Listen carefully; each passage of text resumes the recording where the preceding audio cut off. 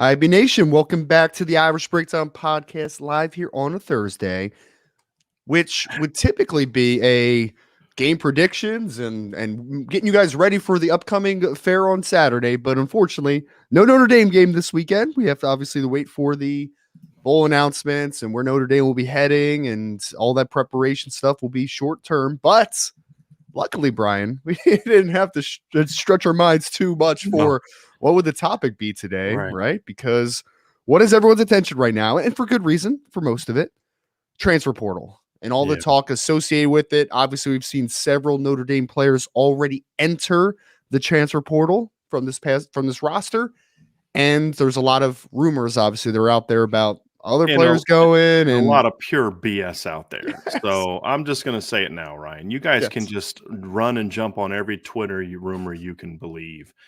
Whatever, X, whatever the freaking heck you want to call it. And sometimes they'll write, because if you guess enough, you're going to eventually get it right. You know what I mean? Or they'll go to somebody's board and get something that somebody says and run and report it like they have information. Just,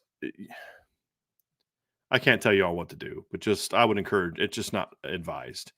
And so the latest is just, we'll dive into it, Ryan, because we're going to recalibrate sort of expectations for all this stuff and just go from there. But some of this stuff is just, Well, we'll talk about, and like you said, we'll recalibrate what your expectations should be for the transfer portal, because as of today, Notre Dame still sits at 95 scholarship players going into next year. So guys, I hate to tell you, there's going to have to be some attrition to happen somewhere. It's going to have to happen. We'll get into those things, numbers, what you should be expecting. And then we'll talk, obviously, about a couple of the defections. We'll talk about Tobias Merryweather. We'll talk about the state of the wide receiver room. And then we'll get into a little bit of a rumor that actually has a little substance to it. And obviously, Notre Dame, who are they pursuing in the quarterback side of the transfer portal this offseason as well. So we'll get in all that today, folks. Brian, like you said, we'll start with just understanding where Notre Dame is with the transfer portal conversation. Before the transfer portal had even opened for players to enter, Notre Dame was sitting with 100 scholarship players at that point. We've now seen 5 guys enter, I guess is the number now that we're sitting at. Yeah, 5, I believe, is the number. Yeah, I'm looking at it now. Yeah, 5. We've got Chris Tyree, Tobias Merryweather, Zeke Correll, Nano Safa-Mensah, and Aiden Count-Ana. So the reason we wanted to kind of first talk about this, because I talked about this a couple weeks ago, and I think a lot of people either didn't hear it or have forgotten it or didn't pay attention. But like, the reality is, this is going to be a massive portal year for Notre Dame as far as guys entering. It has to be. It has to be. That's part of the decision this staff has made, is they're going to build a certain way. They're going to over-recruit certain positions and certain players, and that's the reality. I was asked on the Bill King show today, like, is Zeke Correll, what's in the portal for? Is he, like, unhappy with the position coach? And I'm like, that's kind of more about Notre Dame saying, we love you, you did a great job, but, can't promise you that you're going to be the starting center next year, and some of that's going to be that way. Notre Dame loves Nano Safa-Mensah, loves that kid. He loves Notre Dame, but you also have to make business decisions once the season's over with. If you want to be the guy, you're going to have to do that somewhere else. And so now, not all decisions are that way. They didn't force Chris Tyree out. They didn't force Tobias Merryweather out. Those are guys that made those decisions. Aiden Count-Ana is a kid that's a great kid, very well respected, but it's just looking at the numbers, Ryan. If you look at the scholarship chart that I published at irishbreakdown.com, it's right there on the front as the lead right now. Notre Dame, has, what is it? I'm trying to look at, I had the 23 scholarship chart. I was like, no, that's not right. But they got 8 defensive tackles on the board right now, and only one of them is a freshman. Yeah. And I can assure you that they like a lot of those players. And, right now, look, decisions haven't been officially made, but from our sources, it sounds like it's looking in a decent direction for potentially having Howard Cross and Riley Mills come back. Not completely decided yet, but we expect both of them to play in the bowl game, and we think there's at least a chance they'll both come back as of right now. Well, that's going to impact things at defensive tackle. Jason Onye, Gabriel Rubio, Donovan Heinisch. I know the staff loves Armel Mookum and Devin Houston. So sometimes it's like, look, we love Aiden, but we want to open up opportunities for some of the younger players that have maybe higher ceilings. And so those decisions are happening all over. And then right now, Notre Dame's at 95. Now, of that 95, you can pretty much just say, okay, Joe Walt. I put every player that has eligibility left on the scholarship chart. Right. And so it includes like Joe Walt, Michael Carmody, Cam Hart, guys like that we don't expect to be back at Notre Dame next year. So, but what you got to think about is it also includes all the freshmen. But what you got to think about is Notre Dame wants to get 3 to 5 portal guys is the goal. That means you're going to need between 13 and 15 more players to come off the roster. And if you want to potentially give a scholarship to like a Luke Talich, potentially to keep him at Notre Dame, that's another scholarship that has to come open. So there's going to be some veterans that are going to jump in the portal that you're like, wow, I thought that guy might come back. And there's going to be some younger players that are going to kind of bum you out. Some of the names we've heard, they're going to bum you out, and so, but you have to understand that part of that is because certain players are looking for certain guarantees. And the staff is saying, I can't guarantee you that. When I've got this guy, and this guy also come at your position, I can't guarantee you that you're going to be the guy next year. You're going to have to go out and earn it. And some players are making the business decision to say, well, this school's promising me this. Because schools are reaching out to these kids. Schools are reaching out to some of Notre Dame's young players saying, hey, you come here, you're going to be the guy, whatever the case may be. And so they go to their Notre Dame coach, hey, I want to be this, I want to be that. And hey, man, we can't promise you that. That's why Joe Lacey left. Wanted a red shirt and kind of be told that he was going to be the guy the next year, which, okay, I made my feelings known about it. I love Jacob Lacey. I love Jacob Lacey's fan. If you ever met Jacob Lacey's fan, they just salt of the earth people, just wonderful people. That was the decision Jacob Lacey made. I'm not hammering him for it. It's what he felt was best for him. Notre Dame said, hey, that's just not where we're going to be. He transferred to Oklahoma. Jacob Lacey's not transferring to Oklahoma because he's afraid of competition. It's just it was a different opportunity for him there that they couldn't promise him here. And if you look at how the season played out, Jacob Lacey could help Notre Dame, but would he have played as many snaps as he did when he was healthy at Oklahoma? I don't think he would have.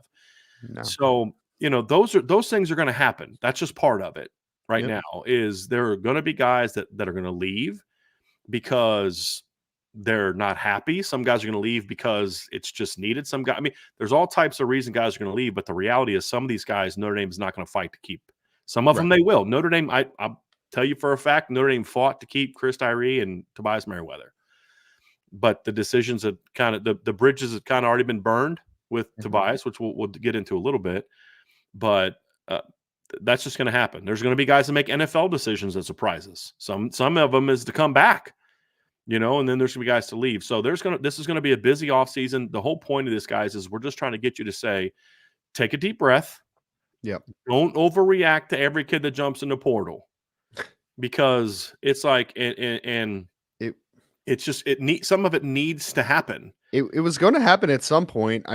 Folks, like I think this is a long-term repercussion, and because this isn't a Notre Dame thing, right? Like this isn't a Notre Dame issue. A lot of schools are in this situation because of the COVID year, right? Like the extra COVID year, you're including a lot of guys on scholarship right now that could potentially come back for a 6th season. There's I don't want to say oversaturation, but like there is a higher volume of players, a possibility of coming back. So at some point, this was going to happen. You were going to be log jammed a little bit from numbers because you have a bunch of guys that have that 6th year and you have to make some hard decisions. It was going to happen at some point. Right. Ryan, real quick, DMND13 just reminded me Keanu Kia is going to be back next year. I completely forgot to add him to the scholarship list. So that's 96. Yeah, right. And so, Ryan, you made a great point. There's a couple things about it. So of the 5 players that have entered the portal for Notre Dame, 3 of them, Chris Tyree, Zeke Correll, and Nano Safa-Mensah, in normal world, don't even have the option of coming back to college. And in the COVID year is the reason why they even have that option. Chris Tyree played 4 seasons at Notre Dame. Yep. Zeke Correll played 4 plus the redshirt year in 2019. So, Nana, same thing. He played 4 years plus he had his redshirt year. So you're correct, Ryan. The COVID thing is messing it up. And the other thing too is Notre Dame is trying to be a high school driven team. Yep. There is a desire, and this is my opinion. I'm not sharing necessarily what anyone's told me. I think I'm kind of reading between the lines in some conversations I had. There needs to be a bit of a culture change at Notre Dame. and a bit of an attitude change at Notre Dame, and in some cases, like, okay, then there just needs to be some pruning a little bit, including some guys that you recruited. I mean, that's part of it too. Is some guys you thought were going to come in and be a certain thing aren't what you'd hope that they would be, or don't have quite the attitude that you thought that they should have. And so that's part of the process, and that's why Notre Dame kept adding kids in the 24 class. They knew this was coming. Yeah, guys. I mean, we said early on that it might be a smaller class, but Notre Dame just kept adding kids because they're like, we got to add this kid. Yeah, I mean, we don't need a third linebacker, but we want Kingston yeah. we want Bodie Cahoon, we want Teddy Rizak, like those are all, you didn't necessarily at the time need a third receiver. I mean, if you look at the current roster, if they didn't need a third receiver in 2024, but they wanted one because, well, it's a good thing they host did. of reasons, a very good thing It's a good thing they did. That's a little bit of foresight, I guess. Not foresight, because I don't think you're necessarily expected a couple of the guys to enter the portal that did, right? But like foresight in the sense of you have to over recruit some positions, because at the end of the day, people are going to transfer. They're going to transfer. It's going to happen when you recruit at a level that Notre Dame is now recruiting at, where you're bringing in not only just really talented players, but volume of good players. That at some point there's going to be a logjam of this guy isn't getting the playing time he wants. Doesn't have the role he wants. He's not developing the way that he wants to develop. That's going to happen, right? So it's a necessary evil, folks. I understand that it's very frustrating. Like, I get it, especially the wide receiver spot, Brian. Like, that one I completely understand in Notre Dame space, where you're just like, that is super frustrating because that was self-inflicted, obviously, with the coaching situation that happened there, right? So the wide receiver spot, completely understand. But let's not take it over the top and go, Marcus Freeman has lost control. Everything is awful. This is anarchy. Yeah. Everyone's leaving. It's like, no, guys. Zeke Correll left because, like you said, Brian, he would have had to compete for his starting job coming back. And that just maybe is not a situation that he wants to be involved in, right? You're talking about other guys like Ramon, like a few other players that could possibly, be entering that were, it's not that they weren't valued on the team. It's just that maybe they don't have the role that they would potentially want on the team. Like, it's very different nowadays. And with the transfer portal, the one good thing is if you're not in a good situation, you're not in the situation you want to be, you can have a reset. And it's good for the players that do the right things, right? There's some people that are just going to use it to say, I'm out of here. Things are too tough. I'm not willing to battle, all that type of stuff. But then there are players like Nano Safamensa, which you mentioned, where it's like he did everything he had to do at Notre Dame. Now he got his 2 degrees. He played his butt off, but now he wants to go out there and be the guy on the field. And that was never going to happen in Notre Dame. So that's a good situation where tip my cap to a kid like that. Tip my cap to Zeke Correll, who says, hey, you know what? Like, tip my cap to Chris Tyree, who went through a lot of things and said, hey, I've got to start thinking about my future and the fact that I want to play in the NFL, and I don't think Notre Dame is going to be able to develop me the way that I need to based on the feedback I'm getting from the NFL. Okay, you served your 4 years in the military, right? Kind of like I said, I like guys serve their time, right? You served your time. Yep. And I don't mean like jail time. I mean like service time. You made your commitment, essentially. You made your 4-year commitment. You did everything they asked you to do. You played a backup role. You did returns. You moved to wide receiver. You were a great team player. And this is what's best for you. You got to go. I mean, so there's a lot. Some of this stuff I understand. A lot of these kids I understand. Some of them it's just going to be, dude, you are making a very immature decision, and that's part of life, guys. I did that. I transferred after my freshman year. I started as a true freshman transfer because I was in my feelings about how promises that I was made to get me to a school, they didn't honor those promises. And in some ways I was glad that I made the decision I did. In other ways, looking back as a 45-year-old, I wish I would have stuck that out and seen that through a little bit. I think I could have learned a lot from sticking it out. But when you're 18, you make those kind of decisions. And so that's just the reality. But guys, a lot of this has to happen. A lot of this has to happen because they literally cannot afford right now to, and I'm going to go in and add Kahano Kia. Thank you, Dan, for reminding me of that. They've got to get at least 11 players off the roster, and that includes adding no one. Right. Well, when your roster is as talented as Notre Dame's, to get down to that number, you're going to lose some talented players. It's just part of it. The difference now is, Ryan, is at most positions you lose a guy. It's like, we'll get into specifics, but there's positions where you're like, man, your gut reaction is going to be like, wow, that guy was really highly ranked and that guy was really talented, but man, that stinks. And then you kind of think about it. If you're willing to take a deep breath Yep. and think about it, like, yo, I understand why he did it, because he wasn't guaranteed to be the guy next year, because he's going to have to compete with this guy, this guy, this guy, and this guy. And those are the things that you got to look at. And so, and that's going to be an interesting part of this conversation. I mean, they're going to have to tell some starters not to come back next year. And Yep. they've already done it with one or two, actually. Which is one. Which is a very rich person place to be, right? Like, that's a very wealthy perspective to be in, when you can tell starters, like, we love you, man, but like, we might be ready for that page turn, right? As far as like that next step. So, I mean, yeah, man, you're in that situation, and I think that Notre Dame, they're going to be okay. They're going to be okay. And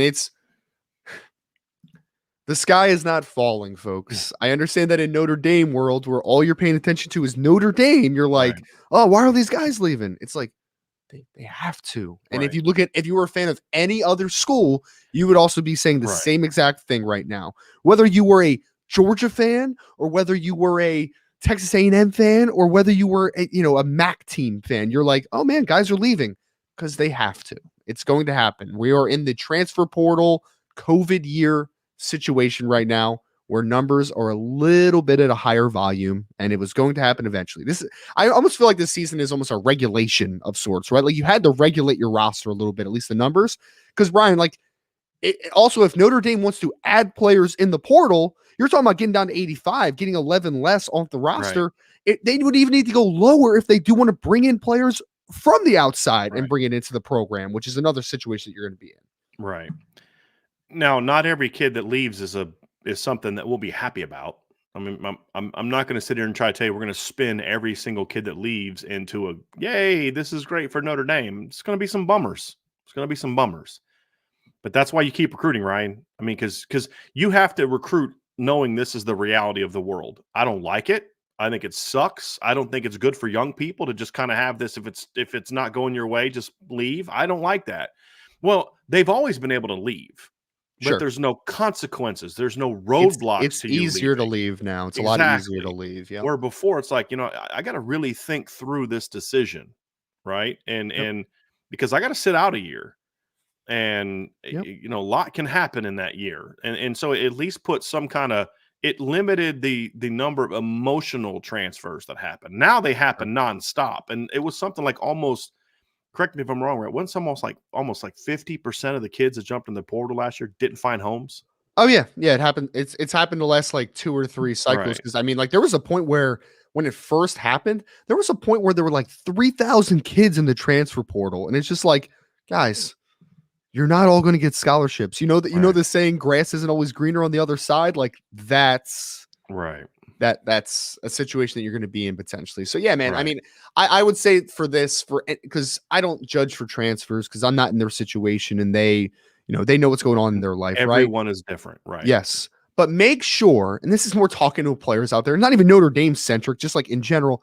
Make sure you just do your homework before you make that decision, right? Like, make sure that you take a couple days and not have an impulse and an emotional decision. Make sure you talk to coaches, make sure you talk to parents, make sure you talk to advisors, whoever you have around you as well. Exactly. Because high school coaches a lot of times will be, if they're good coaches, will be like, hey man, like, so it's not going your way, right? Yeah. Cry me a river. You know what I mean? Like, but sometimes it's like, hey man, this thing happened. This, you were promised this, blah, blah, blah. Like, one of the things I said is, if I was the football king, I would get rid of the one-time transfer. You have to graduate to have the honor to transfer without any roadblocks. And I feel like most Notre Dame players do that, right? Because I think most of them I think a large portion of them understand how important that is for you. But I've also said there need to be exceptions. Your coordinator leaves, your head coach leaves. You also need to expand NIL, or the NLI, National Letter of Intent, to where any promise that a school makes you, if they're really serious about it, they will put it in. It's almost like your binding contract where, hey, we'll give you number 7. You'll play minimum 200 snaps as a freshman. We won't move you to another position for 2 years or whatever. We'll let you stay in whatever dorm. We'll get you X amount of NIL money. If they're not willing to put it in writing, then it's not a real promise. And then if they do put it in writing and they don't live up to that whatever that you have in your contract, then it's you voided the contract. You do not live up to the terms of your agreement, just like the terms on my are. I got to go to class every day. I got to have the right attitude and all that kind of stuff, right? And injury exceptions, whatever. And then if those things happen, then you can leave because they didn't honor their terms of the contract. So there's a lot of things like that, Ryan, where I could look at a kid and say, I don't like that he's leaving, but I understand it because I've been there. Sure. Again, I didn't leave because of playing time. I started as a true freshman, started the first game of my college career. There's a lot of reasons why kids transfer that's not just, well, he doesn't want to compete for playing time. You know what I mean? Like if kids didn't want to compete for playing time, 99% of them wouldn't have come to Notre Dame. Now, some of them did come to Notre Dame because they were highly ranked and they thought they were just going to walk in and step in and play, and it hasn't gone their way. It is what it is. So those are the different things I look at. But some of these kids, you understand, like, look, I get it. I really do get it. I don't like it. I wish the kid would have stayed, but I get it. And so I would encourage them to take a deep breath, but I would also encourage fans to take a deep breath. And also, if you're someone who's DMing these kids or saying hateful things to these kids, you're the loser, not them. Yeah. I know that at least one kid that jumped in the portal is a kid that got death threats during the season. Literal Insane. death threats from Notre Dame fans, not fake Notre Dame fans. It's not like people that have a long history of posting about Notre Dame stuff, sending death threats to kid. And then you want to get mad at him for going to the transfer portal. Every other fan base has that. I understand that. We as adults understand that, but an 18, 19-year-old's not going to quite understand that. Sure. And so there's all types of reasons why these kids do this. Some of them are just business decisions. It's okay. Coaches make business decisions all the time. Yep. So just wanted to make sure that we recalibrated everybody's expectations a little bit, that this is just, some of this has to happen. And part of this is turning over the culture of the program into more of a, we're going to bring in more guys that kind of have what we want. But also what I like about what Coach Freeman has done is, but we're going to keep some of the guys that we didn't recruit that have that mindset. That's why we want to keep Howard Cross. That's why we want to keep Riley Mills. That's why we want to keep Xavier Watts. That's why we want to, you know what I mean? And just go down the line and those type of things. So it's going to be an interesting offseason, Ryan, for sure. There's going to be coaching things happening. There's going to be player things happening. We're going to have plenty to talk. We're not going to be without topics to discuss over the next month. We got signing day coming up in 3 weeks. It's going to be a wild ride, Ryan. There's no doubt about it. It is. And I already made a plea to players out there, if you're going to enter the transfer portal, to make a more calculated decision. I would also like to make a little plea to people out there. Don't be a loser. Okay. Stay out of kids' DMs. And the thing is, 99% of fans, and this is what I tried to tell a parent of this. Look, 99% of fans are phenomenal. And here's the other thing. I think I read a study a few weeks ago, or somebody read a study where like only 10% of the population is on Twitter or X or whatever. Mm-hmm. Right? Like that's a small group of a small group. You know what I mean? And they don't speak for.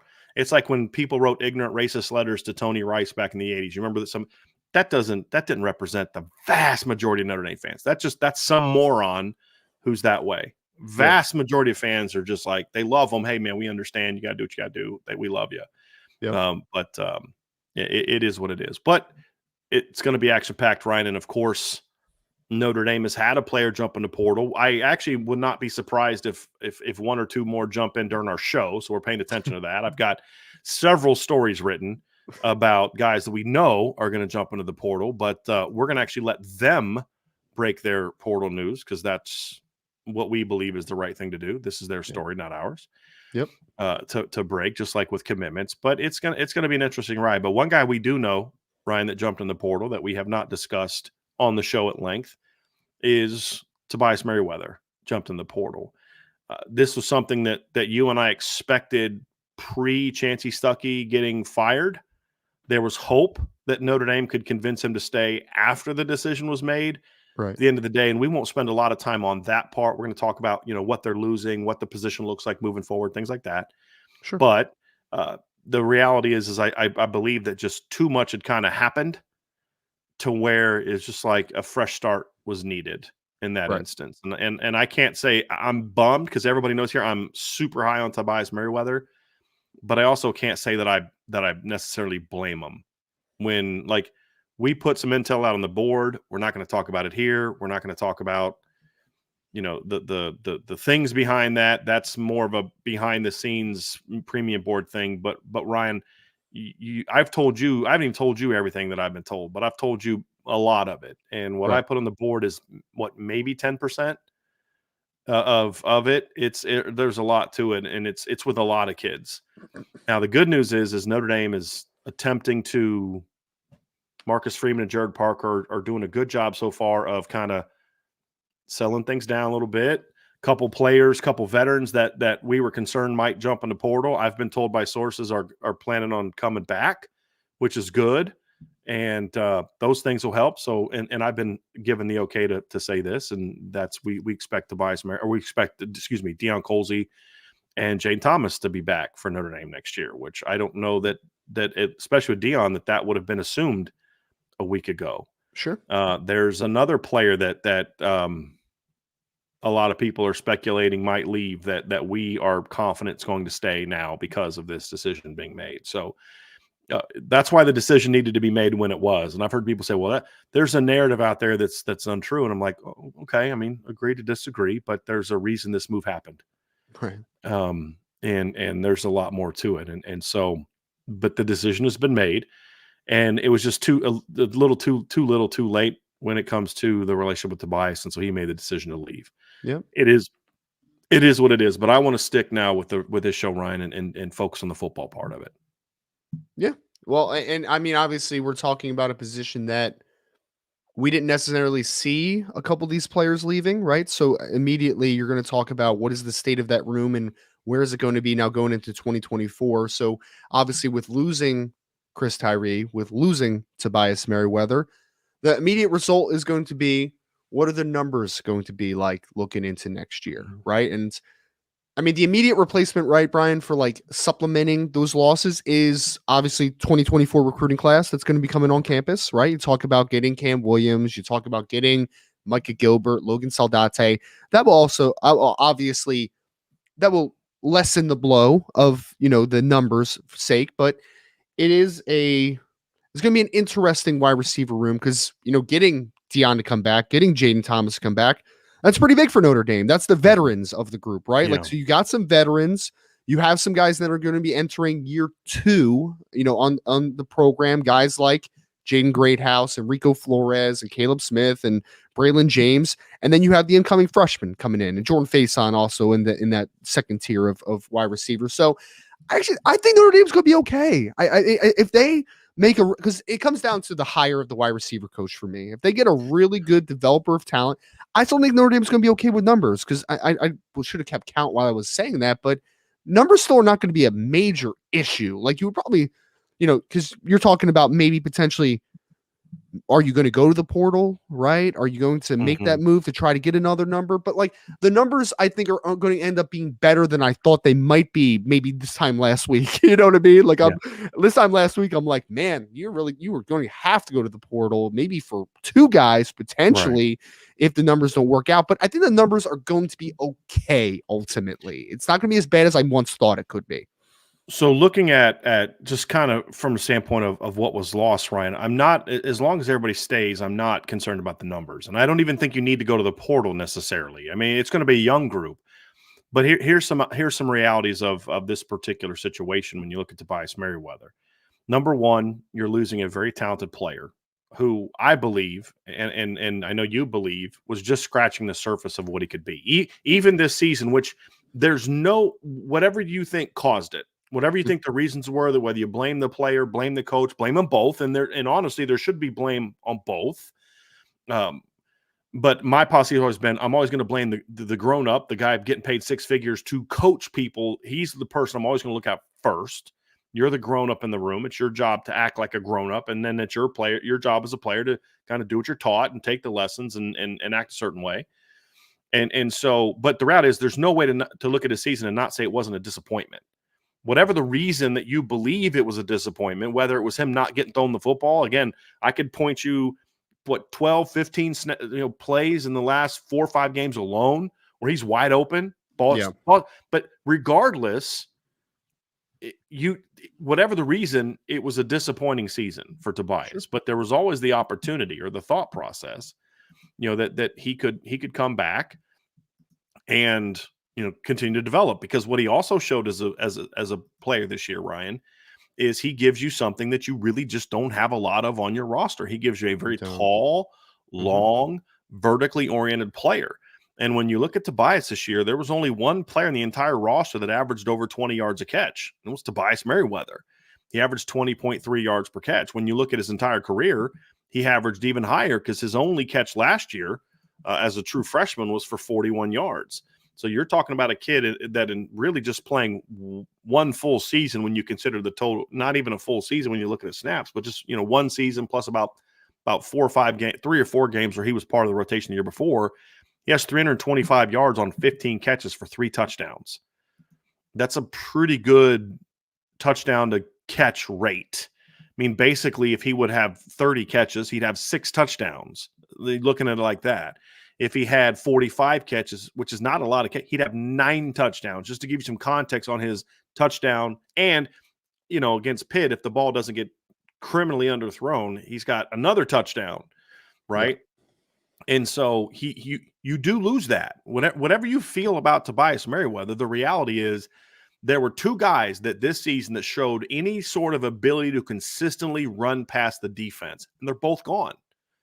That's now we'll talk about what may replace them, but you have to at least acknowledge that those traits need to be replaced. There's some really good players that are coming back that played this year or played the year before. Jaden Thomas showed what he can do the year before.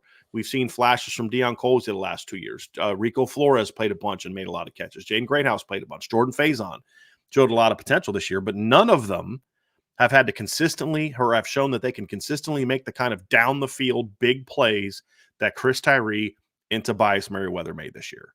Sure. That's something that Notre Dame is going to have to replace. So it's not saying that they can't replace it. It's just acknowledging this isn't just you lost this guy and you got to replace him with another guy. If the conversation is simply this guy left, who's the next guy, that's an easy conversation, but that doesn't really add to what's the dynamic going to look like of your receiving core. The reality is I can explain to you who's going to fill the role as far as who's going to be at the position. Same with the slot position. But who's going to fill the traits, the skill set that those players brought to the table this year? Explosive plays. Exactly. Yeah. And so when you look at Chris Tyree and you look at Tobias Merryweather, that's a big chunk of your big plays this year in the pass game. That's a big chunk of your 20, 30-plus yard gains this season. And they did it against, Power 5 teams and non-Power 5 teams. So that's the first thing that you're going to have to figure out to replace Ryan. When you just look at who's going to step into the starting lineup, well, I mean, Tobias started some of the last few games, but Rico Flores was listed as the starter there. For the purpose of, there's 2 ways. One is for the bowl game. The other one is for the next game. For the bowl game with Tyree and Merryweather gone, your starting lineup is kind of easy to figure out. Now the question is going to be, does Deion Colsey play in the bowl game? And is Jaden Thomas healthy enough to be himself in the bowl game? Because that could shake things up a little bit. I could see Jaden Greathouse playing more in the field slot in the bowl game if both of those 2 veterans play. It could be very easy to have Deion and Jaden both kind of come and play that boundary role just for the bowl game, because you want to kind of limit the reps for both of them a little bit since they battled injuries. You don't want to take a chance of them, getting overworked. This is what I would do. And then I'd have Jaden Greathouse, Jordan Faison, and Rico Flores kind of be in some kind of 3-man, 3-for-2 type of thing to the field. Is kind of what I would like to see them do. And then you could still play Jaden Greathouse into the boundary different looks, and you could put Jordan Faison in the boundary different looks, which they've done.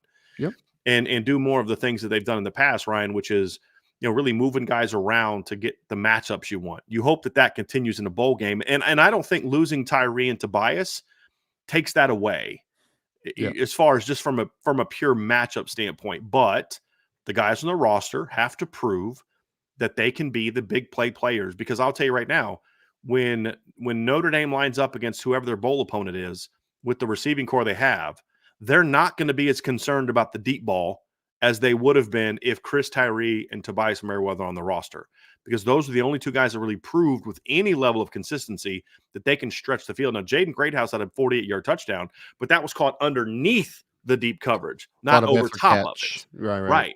Tyree and Tobias are the only 2 that have ever really shown the ability to get past the top of the defense. That's something you have to look at and consider who's going to replace that. And I don't know that Notre Dame necessarily has that kind of guy right now that's proven to be that for the bowl game. Sure. Little bit of a different conversation for next season, Ryan. But for the Right. bowl game right now, Yep. that's going to be something that's going to be interesting. Could it be a tight end that fills that role? Could it be Eli Raridan? Could Jaden Greathouse in certain roles? I think he showed a little bit of a gear late. Could it be Deion Colsey if he plays? That's asking a lot of a guy that hasn't played since early September. So that's, Jordan Faison could be that guy. But guys, he's 5'10", and he's quick. He's got good speed, but he doesn't have Chris Tyree's low 4.3 speed either. So that's the biggest thing that you look at, Ryan, just for the bowl game of the skill set that they're going to have to find a way to replace. Yeah, and I think for the long and short term, you're going to find replacements that I think could do other things, maybe at a higher level than what Chris Tyree did in the slot, for instance, right? Like, if you're just talking about a guy that's a traditional slot, right? Like short to intermediate separator, route runner, or that type of bag, then I think guys like Jaden Greathouse, Jordan Faison, like Jaden Thomas, even like as long as he's healthy, like those guys can do that role, right? But you make a great point is that, but they're not vertically oriented players. They are much more short to intermediate separators that can do some things after the catch potentially in certain situations. Like that's more of what they bring to the table. Ryan, I would make this point, and I'm just going to say it, and I want you to respond to it. You know how high I am on Chris Tyree. He had to be a slot player because of his body type, but I think his game was actually better suited for outside because of the vertical Speed. stuff. I think as far as what Notre Dame ideally wants out of the slot position, I actually think Jaden Greathouse and Jordan Faison fit that role a little better than Chris Tyree. Now, the staff did a good job of using Chris on things that they felt he was good at, which is just run real fast. Yeah. Right. But like, you're not going to throw Chris Tyree, you're going to run screens to him that you try to create a vertical crease. You're not going to do things where he's got to juke and shift and make people miss. Jaden and Jordan bring more of that. Now, so to your point, I like how you counter that. You're losing some of that vertical ability, no question. Yeah. But you're now gaining, if you play those two guys in the slot, some other short to intermediate potential big plays that you didn't necessarily have before. And that's the balance. And that's part of coaching, Ryan, is can you build around it? So that's of course, it was supposed to be a short statement and ended up being a long statement. Shocker. But I would argue that take away the dynamic part, just what the expectation is for that role, the primary things that they're looking for. I would argue that a 1-2 punch of Jordan Faison and Jaden Greathouse. I would actually start Jaden Greathouse and bring Jordan Faison off the bench and move him around. That fits what I believe they want from the slot position even better than just the pure raw speed that what Chris Tyree brought to the table. Yeah. Well, I think that's traditional too, right? Like, I mean, people always, it's a very cliche thing, but like quarterback's best friend, right, is a slot receiver now. Like it used to be a tight end. Like that was your best friend. And it can still be that in Notre Dame's offense. But for the most part, it's the guys that are quick separators, guys that can create easy separation in and out of breaks. And that was never going to be Chris Tyree's game. It never was. Like he wasn't a quick separator. He was a guy that when you had a one-on-one matchup, he could run by you and he could create a big play. Like that was always going to be Chris Tyree's game. So yeah, I think guys can be used differently, but different doesn't mean less productive or less effective. Different is just different. It's the same thing with Tobias, right? Like you're right. You don't have anybody that is him right now, like that skill set right now. Like Braylon James could be that guy, right? Like he could be that guy, but you don't have that immediate, just throw him out there, no big loss guy. Right. Yeah, exactly. Game experience involved. But you do have guys where, yes, it's not going to be Tobias, but maybe instead of a vertically oriented outside receiver, you can have a guy that is a little bit stronger. Maybe he can win through the catch point more. Maybe you could work some back shoulder work to him. Maybe you could ask him to be a little bit more of a physical after catch receiver. Like, so there are ways to supplement that production in different ways. Notre Dame's offensive staff and whoever's coaching up the wide receivers for the near future here, you are going to have to understand what the strengths of that unit are and be able to utilize it. Because I do think that Notre Dame did that down the stretch here a little bit. I mean, I do think they did. I mean, we saw games from Jaden Greathouse. Yeah, we saw games from Rico Flores. We saw plays from Jordan Faison. Like we've seen those younger players that are still going to be on this roster be utilized better down the stretch and make plays. So yeah, I think it's going to be okay. I think as long as the Notre Dame staff understands how to use the players they have currently on the roster for the bowl game, they'll be okay. And then into the future, they'll be okay as well as you start to continue to get guys like Cam Williams, like Micah Gilbert, Logan Saldate, the 2025 class, you have a chance to supplement those skills that are lost in the future. But for now, you could supplement the losses by the skill sets that you still have on the roster. And I'll say this, Ryan, I think the Notre Dame staff did there was a lot of things about the receiver position I didn't like this year, where they played guys, all those type of things. However, I will say this, one of the best things that they did this year was how they adjusted the slot depending on who was in the game. They did not ask Jordan Faison to do things that Chris Tyree did, and they didn't ask Chris Tyree to do things they wanted from Jordan Faison. If they wanted something out of it, they put the other guy in. And sometimes they would make a move, like against USC, where they ran a concept where they had Jordan Faison in the slot running a vertical route. He got jammed up because he's a freshman. He's not as strong as Chris Tyree. And so when they went back to that concept later in a different look, they had both of them on the field again, but instead of having Tyree as the number, so they were trying to run that post out, you remember? And they had Faison trying to run the post and Chris Tyree kind of running the out. Well, he got jammed up. So when they did it again later, they flipped it. And because there was more faith that Tyree was a little stronger, a little bit more. And so what happened the next time they ran it, instead of the guy getting jammed up, Chris Tyree went out and smoked him on a post route and scored a touchdown that basically broke USC's back. And so as you saw Faison getting more experience and they got more comfortable with what he can do, it was more about, okay, this is how. So when he was in the game, he got more RPO throws down the stretch. So I do think they did a good job there, Ryan. And to your point in the bowl game, one thing that I would suggest that they do is I think it would be smart to tee up Braylon James a little bit in the bowl game. And I would actually do him a little bit as a boundary. Again, I like the 3-for-2 thing to the field, Rico, Jaden, and Jordan. I would do a little bit in the boundary with Braylon. And then I would also, be willing to move Jaden Greathouse or Jaden Thomas around a little bit. But there's plenty of things they can do. You're not going to lose a redshirt year with Braylon James. And honestly, if it was going to burn a redshirt year, I wouldn't care anyway, because I've made my stance known on that kind of stuff. So yeah, so for the bowl game, right, and you can also supplement it with your running backs. You can supplement it with your tight ends and things along those lines. Now let's just quickly move on to the future. Yep. Like I have there's two ways to react to this type of move. One is to say Notre Dame's receiving core would have been even better if you had Tobias and Chris Tyree on it. And we've talked already about Chris Tyree, but with Tobias on it, there's no doubt. Get him in the third year with a position coach that's actually going to try and coach him up and those type of things, and a quarterback that'll look at him. I think he could have taken off. There's no doubt. But to your point, you're in a position with the way you've recruited in recent years that you're going to be okay, right? Like there's nobody that does what Tobias did this year.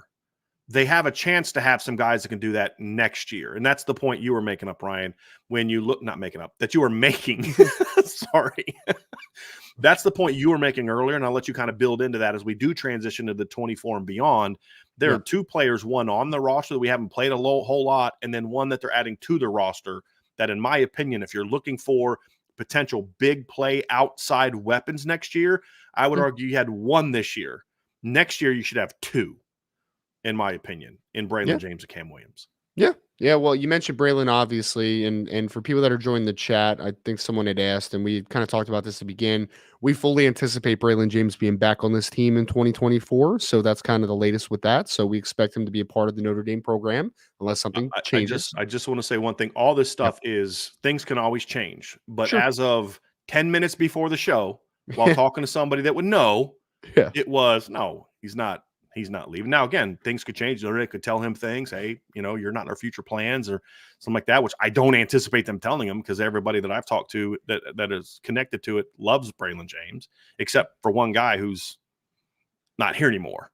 Sure. So, yeah, but yes, that's what we're hearing. So I don't know where that's coming from, but we're not going to spend any more time on that. But yes, you can continue, Ryan. Well, vertically oriented wise, Braylon brings a lot of the same things that Tobias also brings to the table in terms of he's a taller receiver at 6'2 plus. He's got length as well. He's got long arms, and he can run, man. He's probably even faster than Tobias. Like Braylon James can run, man. I mean, he was a 4.4 consistently timed kid coming out of high school. Like Braylon can absolutely fly. So as long as the wide receiver coach that comes in has the ability to develop him, Braylon James has a chance to be really, really good for Notre Dame. He does, as long and because I have no reason to believe that Braylon James, knowing him and his family, will not put the work in, right? If they are here. So as long as he puts the work in, as long as he's developed well, I think he has a chance to be that guy. And then having Cam Williams come in, who is, in my opinion, a 5-star in the Brian, 2024 class. before you Yes. move on to Cam, can we just quickly talk about Braylon? I want to add something real quick. Sure. I would argue, we'll get into Cam in a second, but I would argue Yep. if you want the direct skill for skill replacement for Tobias, I would argue that Braylon is without question, if you're just talking about that direct long strider, vertical, goes, posts, overs, comeback guy, that Braylon is the most direct. That guy has the skills similar to what you're losing with Tobias. Yeah. Right. I would agree. To your point, if there's a coach that's willing to do the job and really make him a pet project, there's no reason Braylon can't, at minimum next year, replace Tobias Merryweather's production. Not what we wanted it to be, but what it was. There's no reason Braylon can't at least be 14 catches for 280 yards. Minimum. Yeah, right. Exactly. Minimum. I mean, even if he only catches 15 to 20 passes next year, he can be that guy that provides you with the big playability to where when he's in the game for his 15 snaps a game, you got to worry about it. Extra safety over the top, maybe off coverage. Yes. Yeah, exactly. So if you're willing to coach him up, there's no doubt that he offers the most direct skill for skill replacement opportunity for Tobias Merryweather. Cam can do some of that as well. Cam's not quite as long, I don't think, but Cam also brings some other dynamic skills that are better overall.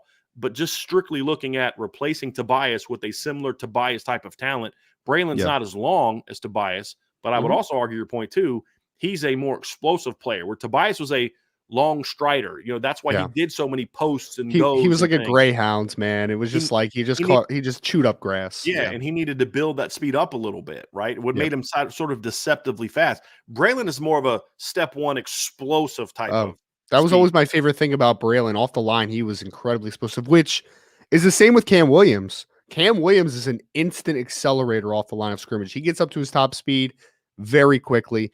And you're right, Cam is more in the 6'1", 6'1.5" range. He's got good length for his height, though. There's no doubt about that. But the difference that Cam Williams brings to the table, which is why I think so people are so excited about him, is he is just a great overall,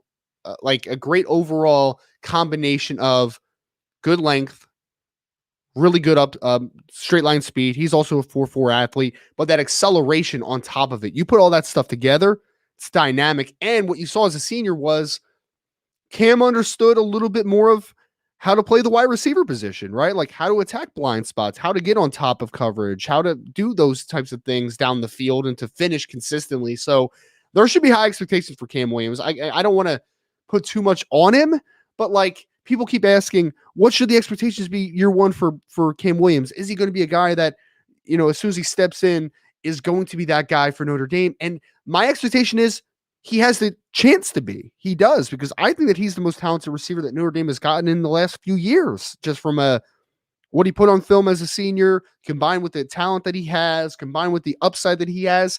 He has everything that you would want in that position. So you have those two guys potentially in the 2024 team, Braylon James and Cam Williams. You're not going to be hurting for outside dynamic speed and athleticism. It is, again, always going to be about, can you develop them? If you can, you got a lot of tools to work with, man. They're like balls of clay. Oh, I should rephrase that. I think balls of clay is always like a very like raw term, right? Cam Williams isn't raw. Braylon is more of a ball of clay than Cam Williams is coming in. But regardless, you have a lot of tools to work with.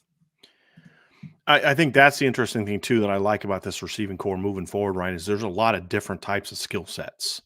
And that was one of the biggest, I would say, complaints that I've had in recent years, is there just wasn't enough uniqueness to the skill sets, right?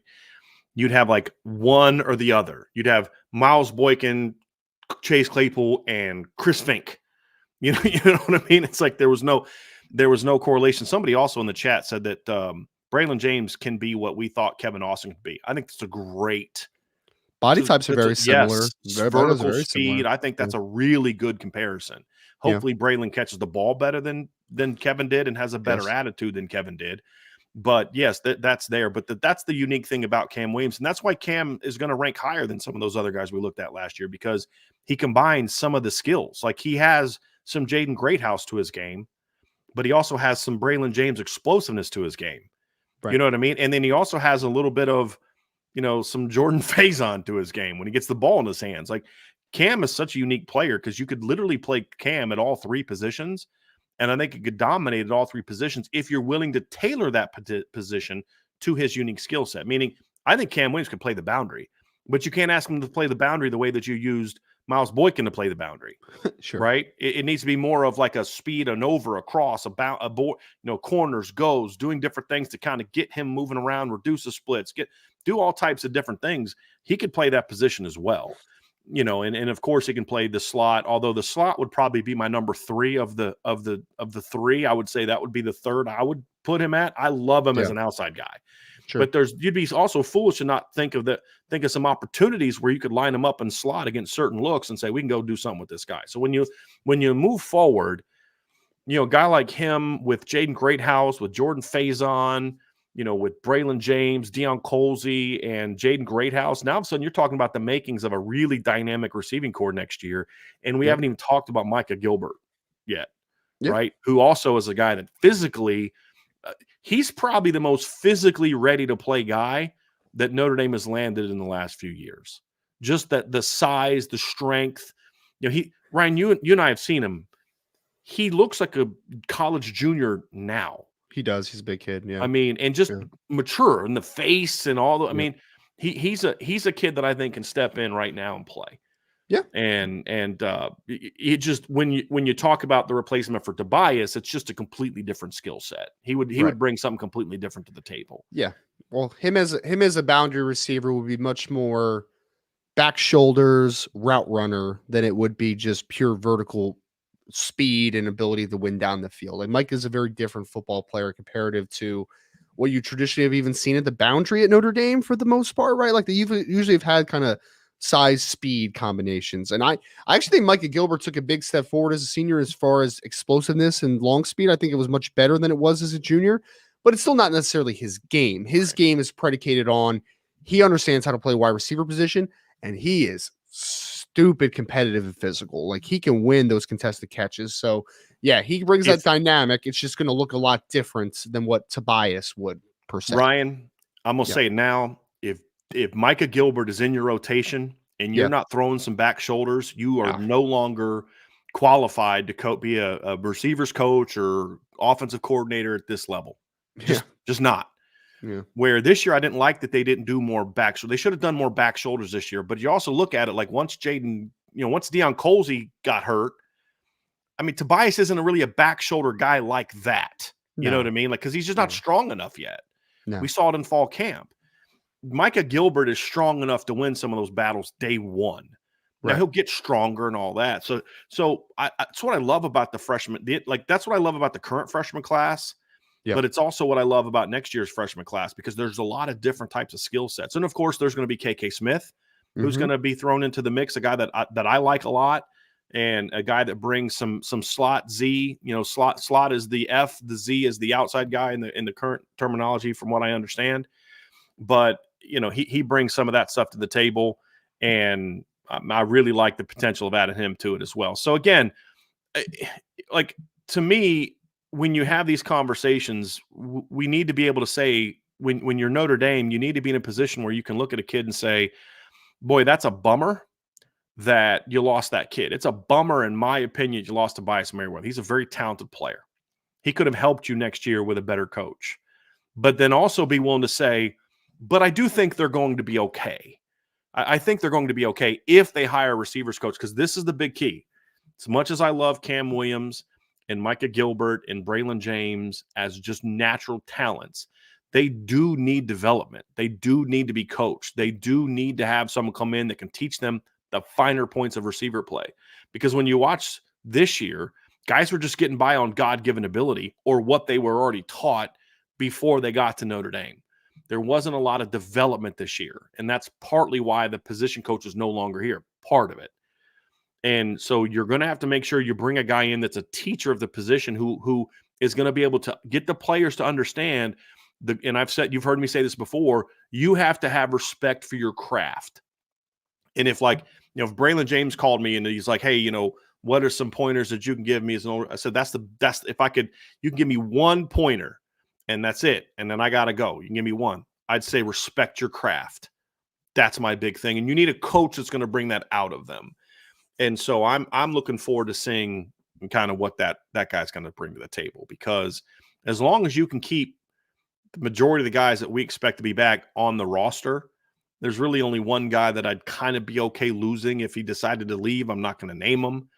But to me, if you can keep the guys there that you have now, and then, keep Braylon and Greathouse and Colsey and Faison and Jaden Thomas and KK Smith, and then add those three, I think you're going to be in a great position next year when you look at the Notre Dame receiving core. And then, also, right, when you're talking about pass catchers in Notre Dame, you can't just talk about receivers. You've got to talk about tight ends. You've got to talk about running backs. And that's the thing when I look at the overall makeup of the tight end room next year, even with some things that we anticipate happening, which we'll cover when they do happen. But when you look at Eli Raridan, and you talk about, do you have someone that can stretch the field? He can stretch the field. That's a guy that can stretch the field. When you talk about a guy that can be a big play weapon over here, well, you can do things with Jeremiah Love. So, Ryan, I was just kind of wrapping it up with, with what we expect the roster to look like next year, you've got to look at it differently, because you're going to have guys at other positions that can be really dynamic plays. Like Mitchell Evans had an outstanding season in Notre Dame, but he's not a dynamic vertical guy. He's a traditional, modern tight end, or you know what I mean? Kyle Rudolph-ish, right? like that type of dude. Yeah, like kind of Big Michael body. Mayer-ish, Whereas Eli Raridan is 6'7" and fast, so he brings a different element. So there's things you can do with Mitchell and Eli that you couldn't necessarily do with Mitchell and Holden, or Mitchell and Cooper Flanagan, or Mitchell and Davis Sherwood, or Mitchell or Kevin Bauman, right? Because he brings a very unique, tall, long, vertical skill set that you didn't really have this year because you were trying to bring him along. I think in year 2, I fully anticipate them doing more things in the pass game to get Jeremiah Love in space. Yes. I fully expect that in year 2. So there's going to be the overall makeup of the offense, in my opinion, is going to look a lot different next year. And that's why I say the final point I made, Ryan, was Notre Dame is in a position where I can look at losing Tyree and especially Tobias and say, boy, that's a bummer. That's a loss. And guys, don't start reading into who I didn't name. Okay, add Rico on there. I'm not going to name the entire depth chart every time, so don't read into it. But when you look at the makeup of who this unit's going to be, it's going to be a lot different looking football team next year. You're not going to have most likely. I mean, I don't know what Audrick's going to do. I anticipate him not being here. Just because he should be gone. He should leave. I mean, I don't know what reason he would come back to, so but when you look at it, it's one of those things where your running back room is going to be a different type of athlete next year. Your tight end room is going to be a different type of athlete early next year. And then when you get Mitchell back, you can kind of say, okay, now let's build his skill set back in. And it's almost like if he comes back when I think he does, which means probably not in September, or at least early September, it's like you're just going to have this like mid-year transfer next year in Mitchell Evans. Right. You know what I mean? And it's going to be kind of like you had it in 2022. Remember when they added him, but now you're adding a guy that's proven and experienced and showed that he can be a guy. Right. So it's going to be fun to watch. It's going to be fun to watch kind of how that transition happens. Mm-hmm. And then also we'll get into the quarterback. That's going to factor into it as well. So that's kind of it for the Notre Dame recruiting stuff, guys. Look, every time they lose a player or anyone of kind of importance, our shows are going to talk about those things. Make sure you sign up for the message board at boards.irishbreakdown.com to see all the latest and sort of our analysis. Just to remind people of our policy. I've got 3 or 4 stories written already. I'm going to work on 3 or 4 more during the show of guys that we expect to leave. But we believe, just like with commitments, it's his life, it's his moment, it's their time to announce it. So If you are a member of the message board, if you are in this chat, just leave those rumors and those rumblings, even if it's from someone credible, just leave it be. And when the kid makes his announcement, then we'll break it down, because I treat kids now, unless we're told, hey, yeah, go and put it out there. So we put some intel on the board about Deion Colsey and Jaden Thomas and Tobias and Braylon James, because we were given the okay to do so. But unless a kid says, hey, yeah, go ahead and break it, then we'll let them be the ones to make that announcement. Yeah. So that'll wrap this part of the show up, Ryan. Yep. So before we get on to the next conversation, because we're going to talk about a little bit of quarterback portal talk here. Obviously, it's centered around Riley Leonard, former Duke Blue Devil, that is now in the transfer portal. Make sure you hit that like button. Make sure you hit that subscribe button. Notification bell as well at the bottom of the screen if you're listening to us live on YouTube. If you are listening to us on via all of your favorite podcast platforms, 5-star reviews are also very much appreciated. We've been putting a lot of intel out on the board the last few days, so boards.irishbreakdown.com for the latest there. Put a little bit of a tidbit on some potential quarterback transfers around college football that I had come across yesterday. A little bit of intel there. Brian obviously has been grinding away at the intel as well. So boards.irishbreakdown.com for all the latest there. And we'll get on to the next topic here on Irish Breakdown Podcast.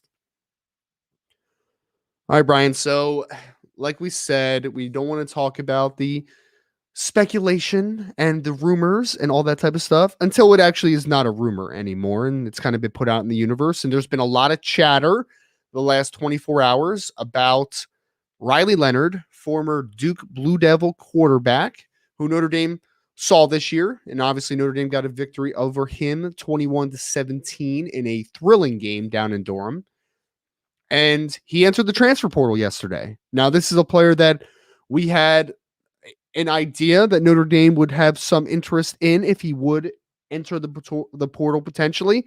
And it does appear that as we sit here today, Notre Dame is a team that is going to be pushing for Riley Leonard. That's been put out in the universe now by several people. And Notre Dame is obviously going to be involved in this one potentially with Riley Leonard, former Duke Blue Devil.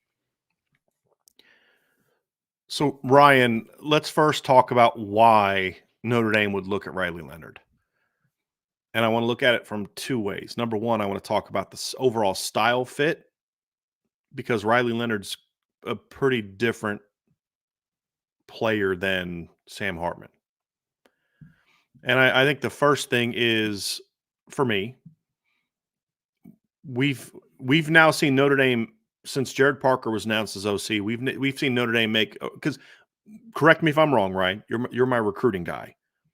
When Jared Parker took over, it wasn't very long before it was clear that Deuce Knight was the 1A, like top guy in the like a week after he got offered. You're like, oh, that's probably their guy. Yeah. Well, and then just the way they kind of went out. I mean, there was other guys they recruited because they didn't know they were going to get Deuce early on. They went after some other quarterbacks, but it was very clear that Deuce was the guy very early after Jared Parker. I mean, by spring they were bringing him up here and they were like putting a full court press on him by March and April. And so Jared Parker was hired in like February, like late January, February, right? So he was kind of that deal. Now, as soon as the portal opens, Riley Leonard, as soon as Riley Leonard announces he's going to be in the portal or the rumors come out, that's the guy that Notre Dame wants. So I think the first thing that this points to is we are seeing now Jared Parker say, this is the direction we want to go with the position. And what does that mean? Number one, when you look at the quarterbacks they're going after, they both have the ability to be impact passers, differently than Sam Hartman, differently than Jack Cohn, differently than some guys they've had in the past, but can be big-time producers in the pass game. That's flat out something that Notre Dame wants to be. They're not recruiting all these receivers to block. I'll just tell you that right now.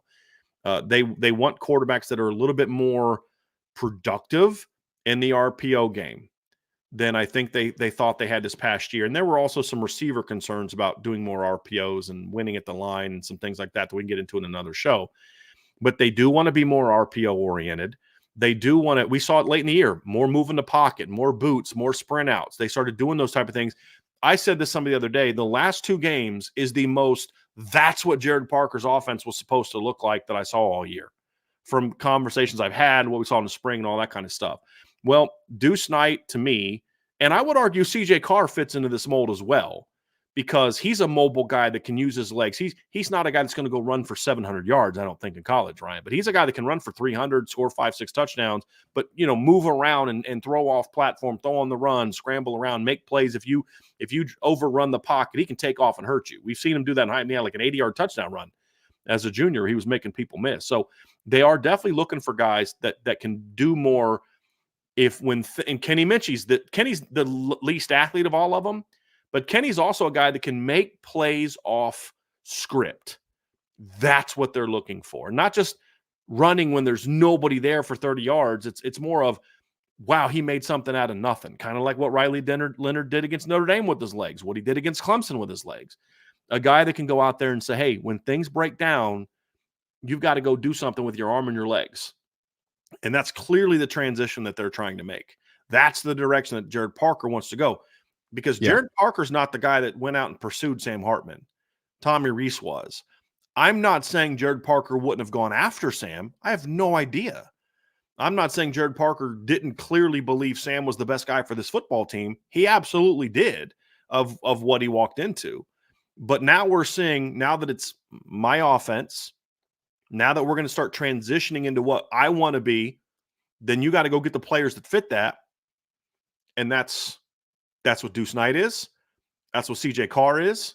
Because when he got hired, Notre Dame could have easily said, hey, CJ, we love you, but we want to go in a different direction. Yeah. Because it's a deep quarterback class, and there's a lot of guys uncommitted. But they locked in on CJ because they see CJ as being a different version of that, but a guy that can be a great RPO guy, a guy that can use his legs to extend plays. Again, he's not going to be a guy that's going to run as much as Deuce and Riley, but he's a guy that can do it. It's a different way, but it's still perfect for who they want to be as an offense. Yes. And so that's the direction that they want to go. Yep. There's no doubt about it. And Riley Leonard, to me, fits that offense to a T, Ryan, of what we believe Notre Dame wants to be. And I like that they're going that direction, to be honest with you. Like, we can get into the semantics of if Riley Leonard does come to Notre Dame, what are obviously we'll talk about, what are the positives, what are the question marks, which every move has, right? But at the end of the day, I felt like this offense was hindered at times this year, in my opinion, because you didn't have a quarterback that had a get out of jail free card. And when I say that, and a dynamic ability to make something happen when things aren't there. When the interior offensive line had a struggling couple games. When the wide receivers maybe weren't being utilized or weren't creating enough separation in a couple other games. You were hamstrung at the quarterback position at times. If everything was going really good around Sam Hartman this year, he was really good, in my opinion. When things were going well, everything was good. You're good. You can make it happen. But Sam is not the type of player, in my opinion, that was going to make something out of nothing. And that's what Riley Leonard brings to the table. That's what Deuce Knight brings to the table. It doesn't have to be perfect to make a play. It doesn't have to be perfect. So I actually like it. I think it's actually a push towards, because Brian, we've talked about this before, right? Under Tommy Rees, it was about getting to the perfect play. And we thought that Jared Parker would be much more of, we don't have to be in the perfect play. We could still make the play, right? And that push, I believe, is a great indication that is the style that Jared Parker wants to go to, because you don't need to call the perfect play for Riley Leonard all the time. You don't need to call the perfect play for Deuce Knight all the time. You don't need to, even CJ Carr, you don't need to call the perfect play for those guys, because they can make something when things aren't there. They can make the wrong right at times. I think these guys are problem solvers at the quarterback positions. They can solve problems of a bad play call, a bad defensive look, and yet you take advantage of it. So I like the move towards that. Now, we'll get into it. And it's more than just, like your point, it's more than just Riley Leonard. Guys, this isn't speculation of, well, Riley Leonard's the best quarterback in the portal, so Notre Dame's just going to get the best quarterback in the portal. This isn't about that. This is about, there's a reason he is the guy that they're targeting. Because, like you said, Ryan, and it's also a guy that has, he's also not a guy, but he's also a guy, and Deuce is going to need more work, but Deuce can also be a guy. But they also want a guy, Ryan, that can sit in the pocket when it is clean and beat you with his arm.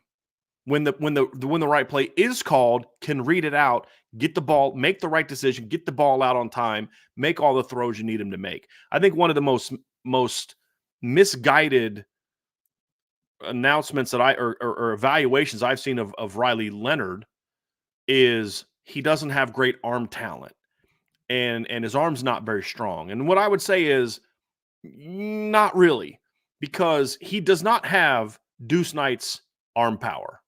He doesn't. Never said he did. He doesn't have Trevor Lawrence's big arm or DJ Uiagalelei. Doesn't have that. But Ryan, you showed a clip yesterday that I think was from 2022, or was it against Northwestern this year? But you showed a clip the other day where Riley Leonard throws a 15-yard field out sidearmed. Right? Like, guys, there aren't a lot of tougher throws than that. We talked about this going, if you want to remember, like, if you want to get our thoughts on Riley Leonard, that's no spin, because you may think we're just spinning his Notre Dame. That's fair. I mean, I can understand why people think that. Go watch the shows we did leading up to the Notre Dame Duke game. Go listen to when we talked about Duke this offseason.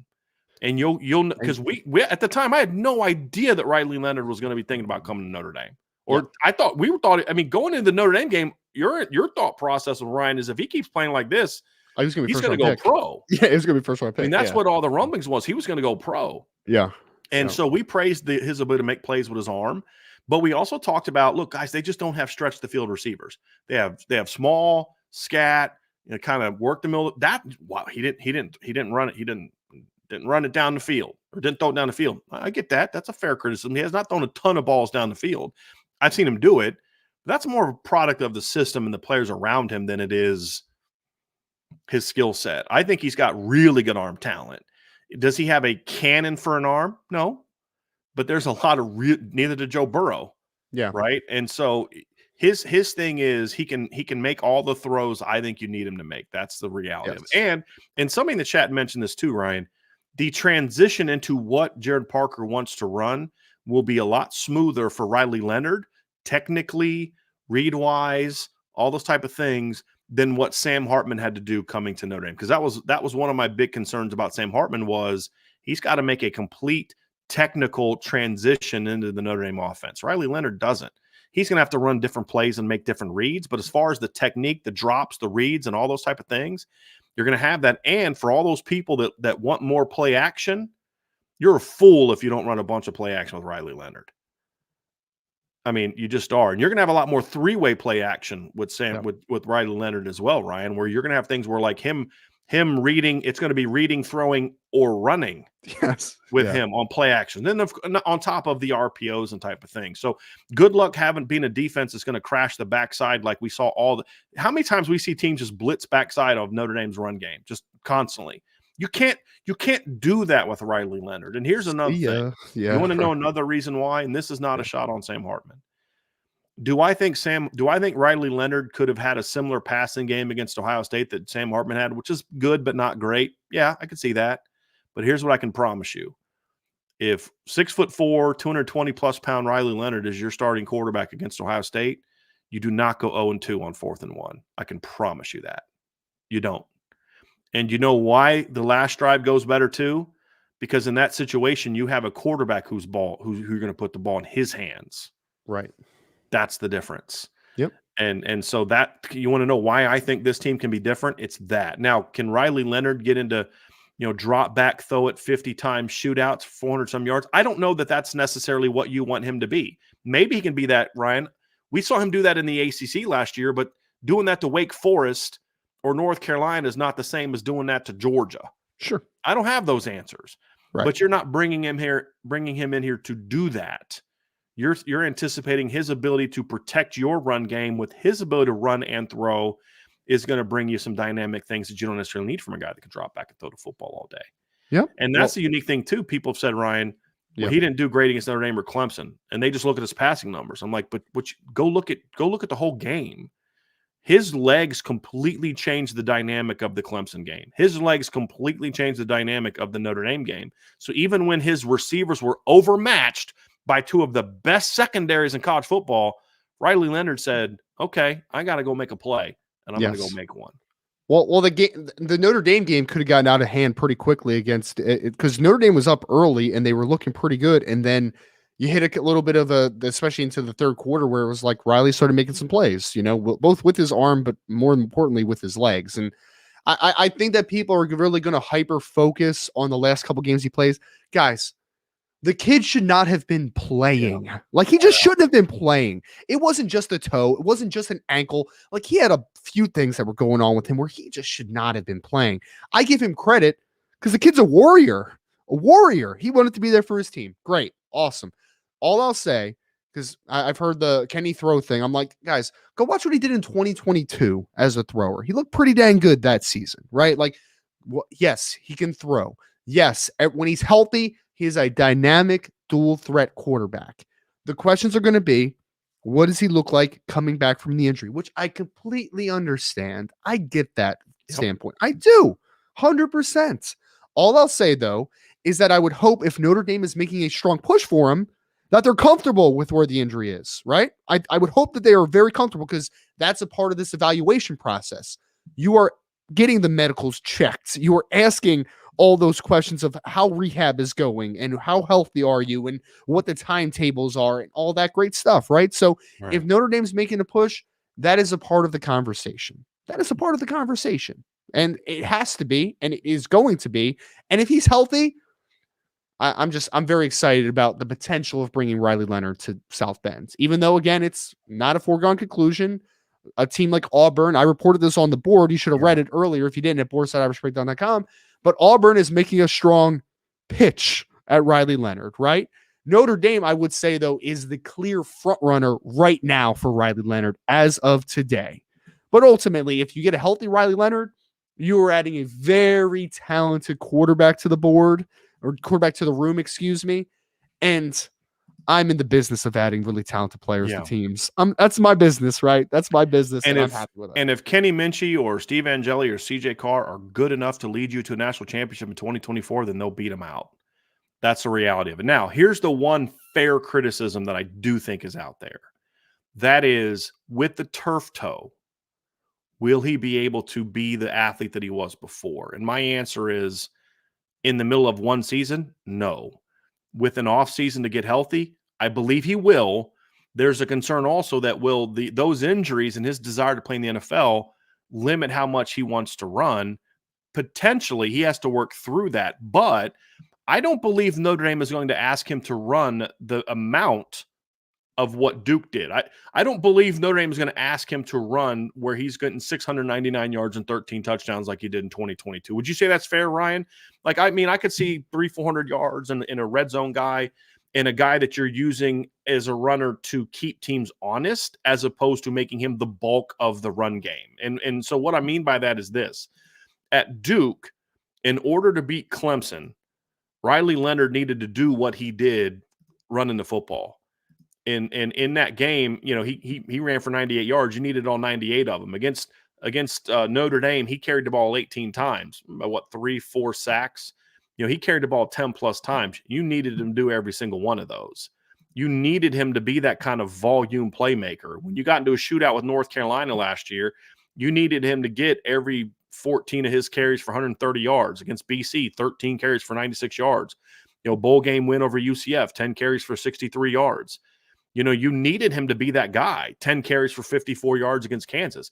Notre Dame won't need Riley Leonard to do that. And if there are games he is carrying it 10 times, I will guarantee you half of them are just scrambles where he's going, you know, they're dropping and he's running for 10, 12 and sliding. In an ugly game against Duke where it's like, you know, things just aren't going well here, right? Like, you have to extend a little bit. Against Clemson where we saw Sam Hartman take off a couple times. It's like that probably gets elevated there. And Brian, I would just say it like this. Duke needed Riley Leonard to be Superman, right? Yes. And it fizzled at the end because Superman had injury, right? Like, he had injury. And I also would just like, and I would also like to say this: the injury thing is a very understandable concern, especially with a toe injury, and I get that, right? But I would also like to say to people that are just like, you know, he's damaged goods and everything, because I've seen that already out there in the universe. someone tried comparing it to Tyler Buckner. I'm like, Tyler Buckner had several years of missing devastating time. injuries. Right. Yes. Riley Leonard, this is the first time he's been injured. He wasn't injured in high school. He wasn't injured as a freshman. He wasn't injured as a sophomore. A junior year of injuries. Sure. Right. That doesn't make someone injury prone. But one injury was just a freaky roll your ankle. And then the overcompensating for that injury led to the toe. I promise you, I know how this works. I've been a quarterback dealing with a bad ankle, and it leads to other problems. It's just the nature of it, because no matter how much you try, you're just going to move different when one part of your body is injured. And to your point, he shouldn't have played in those games. And that's, we said at the time of the Florida State game, like, kudos to Mike Elko that once he got hurt again, you watch him. Riley Leonard's following Mike Elko up and down the sideline, begging him to put him back in the game. And Mike Elko's like, no. Mike Elko knew that might cost him that football game. He knew it. Yeah. But that's Elko had to save him from himself. Did, and that's what grown-ups are supposed to do. And props to Mike Elko for doing that. And I just wish they wouldn't have thrown him back out there the next week, but the doctors cleared him. And so you're the head coach and the doctors tell you the guy can play, you got him play. But let's be honest, Brian. Duke was a good football team, right?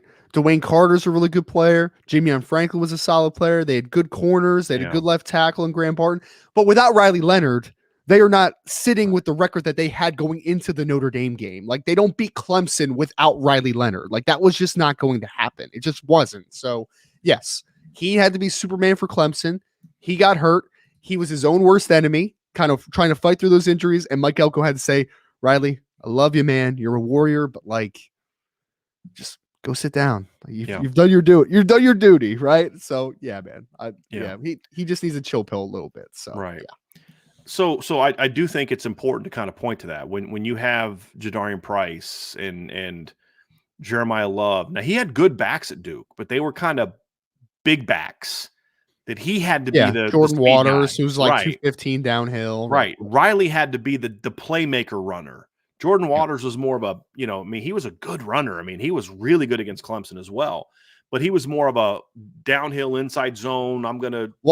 He broke that last long run. Why did he break that? Because they were so worried about Riley Leonard's ability to pull that football. They were so worried. And then it was Clemson or Notre Dame? Clemson. Well, Clemson, but also Notre Dame. Yeah, exactly. Yeah. Because I believe he had a big run against Notre Dame too, and it was a very similar thing. You had your outside linebacker worried about the quarterback, and so it allowed him to make that run. But so to me at Notre Dame, I don't believe he has to be that.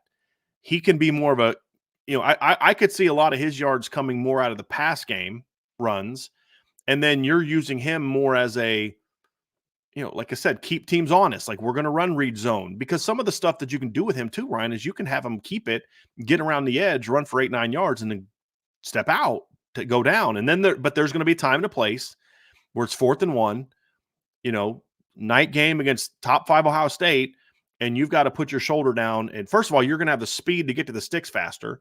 And number 2, you're going to have the body type to put your shoulder down and run a guy over at the sticks. And Riley Leonard has an ability to do that. And your play calling changes too in those short yardage situations. Oh, without question. There's no doubt. And it just, and as a defense, Ryan, just talk about the threat. I mean, when you're in those short yard situations, goal line situations, the threat that like how you have to game plan and call defenses when you have that kind of quarterback that can really hurt you keeping the ball. Well, and I was going to say real quick, just to add to the offensive side of the football, is that having that type of dual threat quarterback, as long as he's healthy, also helps everyone be better, like offensive line wise, you're better because you have to, as a defense, you have to account a little bit more. Maybe it's a little bit of a mush rush, secondary wise, or just coverage wise. Maybe you have to leave a guy in to be a spy on Riley Leonard. So that takes one guy out of his coverage responsibility. So I just think if in theory, it helps the entire offense. Defensively, it sucks, man. Like, it sucks. Like, why do people run the RPO stuff so much? It's because you're trying to make defenders wrong, right? Well, if you're running an RPO now with a Riley Leonard, let's say, if he does choose Notre Dame, it's like, dang, I don't just have, it's not just 2 options anymore, right? Of like pull or throw, it's pull, run, or throw. And I'm thinking of it like being a guy that is kind of a hybrid Sam linebacker, kind of an apex player, kind of split out into the slot. It's like Do I collapse down on the run? Do I stay into my pass coverage responsibility? Do I come up and take on Riley Leonard as a runner? Like, you are just in such a bad situation. Like, there's just no right answer at that point. Riley Leonard and the dual threat aspects just in general, Deuce Knight could be included in this one as well, and CJ Carr to a degree, they make defenders wrong. That's the biggest thing that they can do. The run pass option makes guys wrong. It makes them declare, and then you make them wrong. Making defenders wrong is what I think that Riley Leonard can do, what I know Deuce Knight can do, and what I think that CJ Carr could also do in this offense potentially. Here's one more thing to consider about why, because here's my thing. We're talking about Riley Leonard and what we like about Riley Leonard, and I've been back and forth on the portal overall, Ryan, when it comes to quarterback. I've said all along they need to go to the portal no matter what, because you need a fourth quarterback. Because if you can't guarantee that all three kids that are in the competition, that not one of them might not transfer out if he doesn't win the competition. Or what if somebody gets? I mean, I'm a big believer you need 4 to 5 scholarship quarterbacks, or 4 to 5 at least scholarship caliber quarterbacks to really make it through a season, not just to have the depth to play, but you also need to be able to have a player. I mean, Notre Dame's coaches talked about how important it was to have Kenny Minchie down there running scout team all week when they're getting ready to play Caleb Williams. Well, if you're down to 2 scholarship quarterbacks, who's doing that? You don't have that. So there's just a lot of reasons why it was important to get another quarterback. But I've been back and forth on what kind of quarterback did Notre Dame really need. And I've been adamant. I really want to see Notre Dame start to develop their quarterbacks. I really want to see the kind of guys they're going to have. But I also said, but if there's a dude out there that can move the needle and maybe make you a title contender, or at least a playoff contender, where when I say playoff moving forward, it's not going to just be get in part of the 12. It's going to be get in and win at least a game. Right? I believe that you needed that kind of guy. I've also said I don't think there's a lot of guys out there in the portal like that, Ryan. They're just not going to be. Yeah. Riley Leonard is. And if not for the injuries, this would have been a much more of a no-brainer for me. So that's why I'm sympathetic to some of the people that have the concerns over the foot injuries. Because sometimes turf toe can linger. That's a very fair concern. But at the end of the day, if Riley Leonard's not as good as he was pre-injury, then he's going to get beat out. Sure. I mean, that's the reality too. But I don't think it's going to be a longer-term issue for me. Right. Especially since the thing too is Duke, once he had the turf toe, Duke sat him, where Notre Dame played Jimmy Clausen on that all year.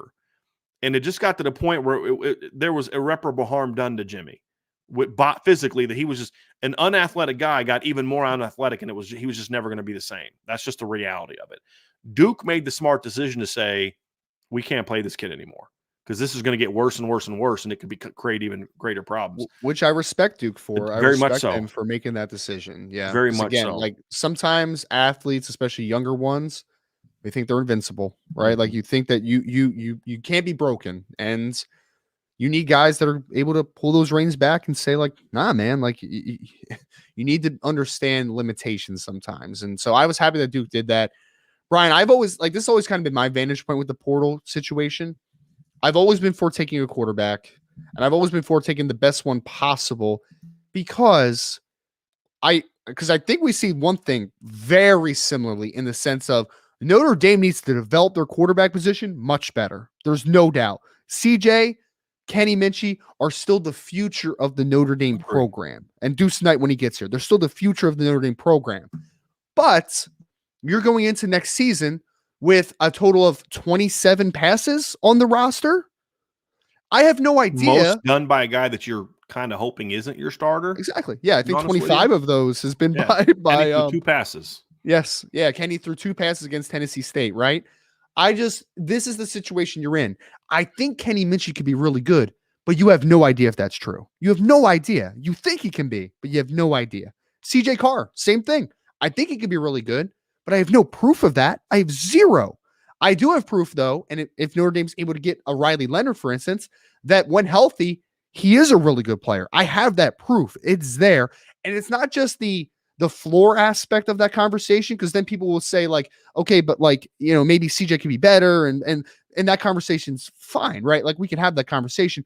But I think the enticing thing about Riley Leonard specifically is you have the floor of understanding if he's healthy, he could be good. You've seen it. You've seen it with your own eyes. He can be really good. You had a game plan for it for an entire week, and it was not easy. But the crazy part is that I would argue that we haven't seen the best of Riley Leonard yet. So I think that you're bringing the baseline of knowing that kid is really good when healthy, but also I think that he would have taken a massive step forward if he didn't have those injuries. I think he would have been a whole lot better because we're talking about a kid that was just a one-year starter coming into this season. Just a one-year starter. I think that we haven't seen the best of Riley Leonard. He's still a young guy. I think he's still only 21 years old. I think he's going to get more physically developed, obviously, in the offseason. I think that his game, as long as healthy, could be a much higher level. So I think he brings a floor and ceiling to this conversation that is interesting. Compared to Sam Hartman last year, this was always my opinion on Sam Hartman. I think Sam Hartman brings a much higher floor than what you have in the quarterback position right now. You don't really know what you have with Tyler Buckner, with Steve Angeli, with Kenny Minchie as a freshman. But you knew that Sam Hartman at least was very good on film. But you knew that he didn't have a massive upside, though. Sam Hartman was going to be what he was going to be at Wake Forest, just in a different system, right? For a Riley Leonard, I have no idea how good that kid can be as far as the upside, the ceiling, because he has, and I know people hate when I say this, but he has physical traits that not a lot of guys have. You can't teach being 6'3.5", 6'4", 215 plus pounds, probably running high 4.5, 4.6 flat, somewhere in that ballpark, and having plus arm strength. You can't teach that skill set. So the combination of he's played football, he's a known commodity when healthy, compared also on top of that, I still think that he has a massive ceiling to get even better. That would be a decision that I would be willing to take for me. Where I'm coming from, Ryan, is I agree with I'm on board with this move. I am, because I do think he is that. And look, we could be proven wrong. I do believe he's that kind of player. And I'll get into some specific examples of why I think he's that kind of player that we can get into about just how the Notre Dame game played out this season. But here's really what it kind of boils down to for me, Ryan, is Notre Dame's staff truly believes that they have a chance to be a contender for something big in 2024. But here's one of the big concerns that they have about their team next year is in a lot of positions, Ryan, they are going young. And they're willing to take that chance of going young. But here's the deal. You got to ask yourself, are you putting your football team in the best position to be the best you can be? Are you putting Kenny Minchie or Steve Angeli into a good situation next season where you say, boy, there's a lot of talent around them, but they're all young. You're going to have a young receiving core next year. You're going to have a young running back core next year.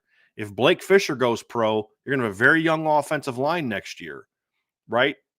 This is the kind of move also that if Riley's as good as we hope he can be, because it's always an unknown. You never truly know how a guy is going to transition from one offense to another. You never truly know. There's always some risk involved. Just like I don't know how CJ Carr is going to transition from what he did in high school to Notre Dame and then Deuce Knight. There's always that question, okay? But what you're getting, however, is a proven guy that has the mobility to say, hey, if the offensive line needs a month to get going, he can kind of put it on his shoulders a little bit in ways that Jack Cohn couldn't. Because, right. I'm very high on Jack Cohn. And I've said if Jack Cohn could have played on the 2022 team, I don't think they lose to anybody, maybe one game. Because Jack Cohn was going to sit back in the pocket and pick you apart if he had time. And when the offensive line was really struggling, Jack Cohn was a lot less effective. And that's just the nature of a guy who wasn't overly mobile. But when they gave him time, shredded Florida State, shredded North Carolina, shredded Oklahoma State. He looked great at times in 2021. But with Riley Leonard, if you're in the same boat, he has the playmaking ability to where if the offensive line's not playing as good in September, he can say, I can go make this play. You also have the running backs to do that. But when you give those guys a quarterback that takes some of the pressure off of them, it's going to help that a lot. That's another reason why I believe that Notre Dame is looking in this direction. Again, they got to close, right? They got to close on him. But there's just a lot of different reasons of things that we've got to consider. Like, do you really want to throw Kenny Minchie? And I know somebody said a Steve Angeli out, I mean, look, Steve Angeli may win the starting quarterback job next year. I just don't see what others see in him. I just don't. I would love it if Steve proves me wrong, but I'm just being honest. It's not personal. I think he's an awesome kid. It's just I don't see the skills that other people see in him. But even if it's Steve Angeli, the story doesn't change. You're going to ask those young kids with almost no experience to go into a situation where you're going to have a very young team around them, a very different looking, younger offensive line around them, and say, handle that pressure. Riley Leonard's already done that at Duke. This year's offensive line was pretty good, but it took time to get there, Ryan. There was times where he had to kind of put the offense on his back in 2022, where the offensive line wasn't quite as – I mean, Graham Barton was a stud, but the rest of the offensive line needed some time to kind of come around. He didn't have big-time playmakers and those type of things. So those are just all things that you look at and say, you know, you just needed – you just needed some situations to where you could kind of go develop those type of things. So yeah, go. Yeah. Yeah. I think that for me, I mean, you're sorry, we just got thrown a little loop there. That was a little bit weird. But yeah, I think Brian, I think we're on the same page in a lot of instances. There is a situation here when you're Notre Dame that I think you need to take a little bit of a risk at some point at the quarterback position. I know some people are going to point at Sam Hartman, but I think that you really have the ability to, I called it a get out of jail free card earlier, but I would put it like this, is that with a younger team potentially in 2023 or 2024, excuse me, an offensive line that is going to be a little bit young in certain spots. You know, you're anticipating losing Joe Alt. You're still going to have Ashton Craig as a first-time starter outside of a couple of spot starts here to end the season.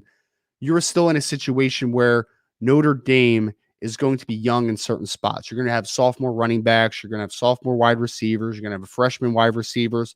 Notre Dame's going to have a quarterback, I believe, that can make those better and can make them make more out of what you're able to make more out of what potentially their production level can be at that moment, if that makes sense, right? Like Cam Williams as a freshman is not going to be as good as Cam Williams as a junior, right? I mean, common sense. Jaden Greathouse as a sophomore is not going to be quite as good as Greathouse as a junior or a senior. So with that in mind, I think that Notre Dame having a quarterback that could potentially make everyone around them better is a big plus potentially in this conversation. I missed all of what was said, Ryan. So it's okay. It's okay. I was just talking about what a dual threat quarterback and a great player can bring to the table. Yeah. So there's some miscommunication going on with the other situation. So we'll see kind of what happens. But is there? That's weird. The person I just talked to was unaware that was happening, and you know who exactly I was talking about. So okay. we shall see how that plays out. So we're not going to get into it because again, I'm going to wait for that call back and we'll find out what's going on. So yeah. There's one thing being told to one and then another thing being told to another. So we'll find out kind of what's always fun. Always fun, man. Always fun. Yeah. Very interesting. So Ryan, that's kind of going to wrap up the Riley Leonard conversation. We will dive into the mailbag. We are not going to post those things, talk about that real quick because I think that there is I want to wait to get confirmation on what's going on right there before we dive into that. But before we hit to the mailbag, Ryan, folks, hit that like button, hit the subscribe button, hit the notification bell, and share this podcast. And if you have not done so, sign up for the message boards at boards.irishbreakdown.com. And we'll have some backstory on whatever the heck is going on here, whichever way they go. The reality is players can't jump in the portal just yet. And they can't do that till the 4th. So there are going to be some conversations going on here. So we shall see. We shall see what's going on here. So it's going to be an interesting few weeks. So I have a feeling this story is not completely written yet, but we'll see. So you ready for the mailbag now, Ryan? Got thrown that little curveball? Ready for the mailbag? All right. Sure. Yeah, let's do it. We had a question from Abent ND. Said, I'm most baffled with the in-game coaching issues that were reported. Does an experienced coach stop this quicker how does a position coach get away with this stuff for an entire season in game? See, I think this is a this is a misapplication to me of what's going on here. And so to me, when I look at it, it's I think people are misrepresenting kind of what we've said and turning it into things are going on and nobody was aware of it until the very last minute, and then Marcus Freeman stepped in and fired a coach. It's not how it went. There were different things that went on. At times, those things were dealt with, and then other things would pop up. There's reasons why I've been hinting for over a month that that things were going to change. I didn't say somebody's going to get fired, but things were going to change because they were dealing with it. The last big thing that I think led to the timing of this happened during the second bye week. It was immediately handled. And then it was kind of like, let's get through these last two games. And then, and you're going to do this, this, and this. That's why we saw different rotations. We saw different things going on because things changed, but this move was going to happen. Right. So this notion that the Marcus Freeman or other coaches were just completely unaware that these things were going on, to some degree, there were some things they were unaware of. There were other things they were aware of that they dealt with. But the reality is you cannot know every little thing that is said or done in the room. Some of the things that I've reported happened not around other people. And so unless those kids are going back and telling the other coaches what's going on, you can't always know what's going on. Not this kind of program. I tried as best I could to be in the lives of my players when I was a coach. There's just certain things you just don't know what's going on. It's just the reality of it. And then you learn it. You're like, how the heck did I miss that? But that's just the way that it is, Ryan. And so things that were seen, those things were dealt with. And that's just the reality of it. So no, I mean, could have an experience. I would argue this. There's a lot worse things that went on for a lot longer than during the Brian Kelly era, who's a very experienced coach.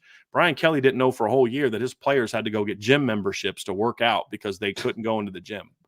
At certain times that you're supposed to be going into the gym. So those were things you flat out should have known. So it just, I understand that inclination. How do you not know? But I've been in these locker rooms. I've been in these coaching staffs. I've been on 100+ man teams, and it just, yeah. So, well, I would just add that you don't. I mean, I know obviously, Brian, you got a lot of insight into what happened this year and all that great stuff, right? But I don't think it's fair, and not necessarily to A-Bents, but just in general, to say, how does someone not see it all happening when you're not in that room? You don't know 100% all the facts that are happening and everything that is involved in those types of situations. So, yeah, that's all I would add, is that you don't know every part of the facts and every part of the situation that is at hand. Yeah. So let's get to this next one, Ryan. This I don't know. Are you familiar with either one of these two players, Ryan? Two guys that I know Macklin. I'm not too much familiar with Chris Mitchell other than just production. But I know these are just two receivers that I believe are potential portal guys, have jumped in meaning going into the portal, not that Notre Dame is looking at them per se. So give some thoughts, because we're just going to ask about all the receivers that jump in the portal. So sure. What would you say your thoughts are on him? Yeah. So Jamori Macklin, I believe he is the nephew of Jeremy Macklin. I don't believe they are siblings. He is a little bit of a smaller player. I think he's listed about like 5'10", 5'11", 180 something pounds, out of North Texas, by the way, for people that don't follow too closely. He had a really nice year this year, over 1,000 yards and 60 something receptions. He's a really, he kind of reminds me a little bit of James Prochet, who came out of SMU a couple years ago. He's a really nice outside receiver that plays a little bit more physically than you would necessarily think. And he's got pretty good explosiveness to him to win down the field. He's a little bit small. He's a little bit slight. Doesn't have the biggest catch radius of all time. But Jamori Macklin's an interesting player. I don't know if he's graduated or not. I forget what his classification is just in general. So obviously that has to go into the conversation of potential Notre Dame fit. But we'll see, obviously, with, we'll see where Notre Dame, the wide receiver portal situation takes them. But Jamori Macklin would be a guy that I would at least do homework on. I don't know too much about Chris Mitchell other than that he's listed at 6'1", 175, and he had 1,000-something yards and 60-something catches this year. So I know he was very productive, but I have not seen Florida International too much this year. Production was really good. You just don't know. Yeah. And he had production against, I think he had over 100 yards against Arkansas this past season as well. I mean, so he had good production against a Power 5 team, but I don't believe Arkansas had a very good pass defense this season. I don't believe they might have been better than they were last year. I know they were a pretty bad pass defense last year. Perhaps they were a little better this year. I didn't really study them, but he did have, I believe, 100 yards against them. So I was actually looking that up earlier because somebody asked me about him, and I was like, 17.5 yards per catch, went for 57 against Arkansas, 109 against Jacksonville State, who was pretty good this year. So, I mean, but 4 for 89 against Liberty. But again, those are a little different than doing that against Georgia and Ohio State and all that. So I don't, other than that, I don't know a lot about him. So we'll have to kind of see how it plays out. But if the things that we're hearing turn out to be true, then Notre Dame's going to have to eventually kind of look into the portal. But again, I'm holding off right now on that one because there's some I'll just say this is one of the wildest situations I've ever heard of. Like, I've been on the phone with someone who's in the know and I told him this is a bigger price. He said, no, He's like, let me make a call. So it's going to be interesting. It's going to be very interesting to see how this plays out. All right. This is a two-parter, Ryan. That's going to be about the quarterback stuff. Well, Wyatt Kerwin says, my worry is that we are in a vicious cycle. We get a starting quarterback such as Riley Leonard in the portal, just like we did with Sam Hartman. Then maybe Kenny Minchie transfers because of it, like Buckner did.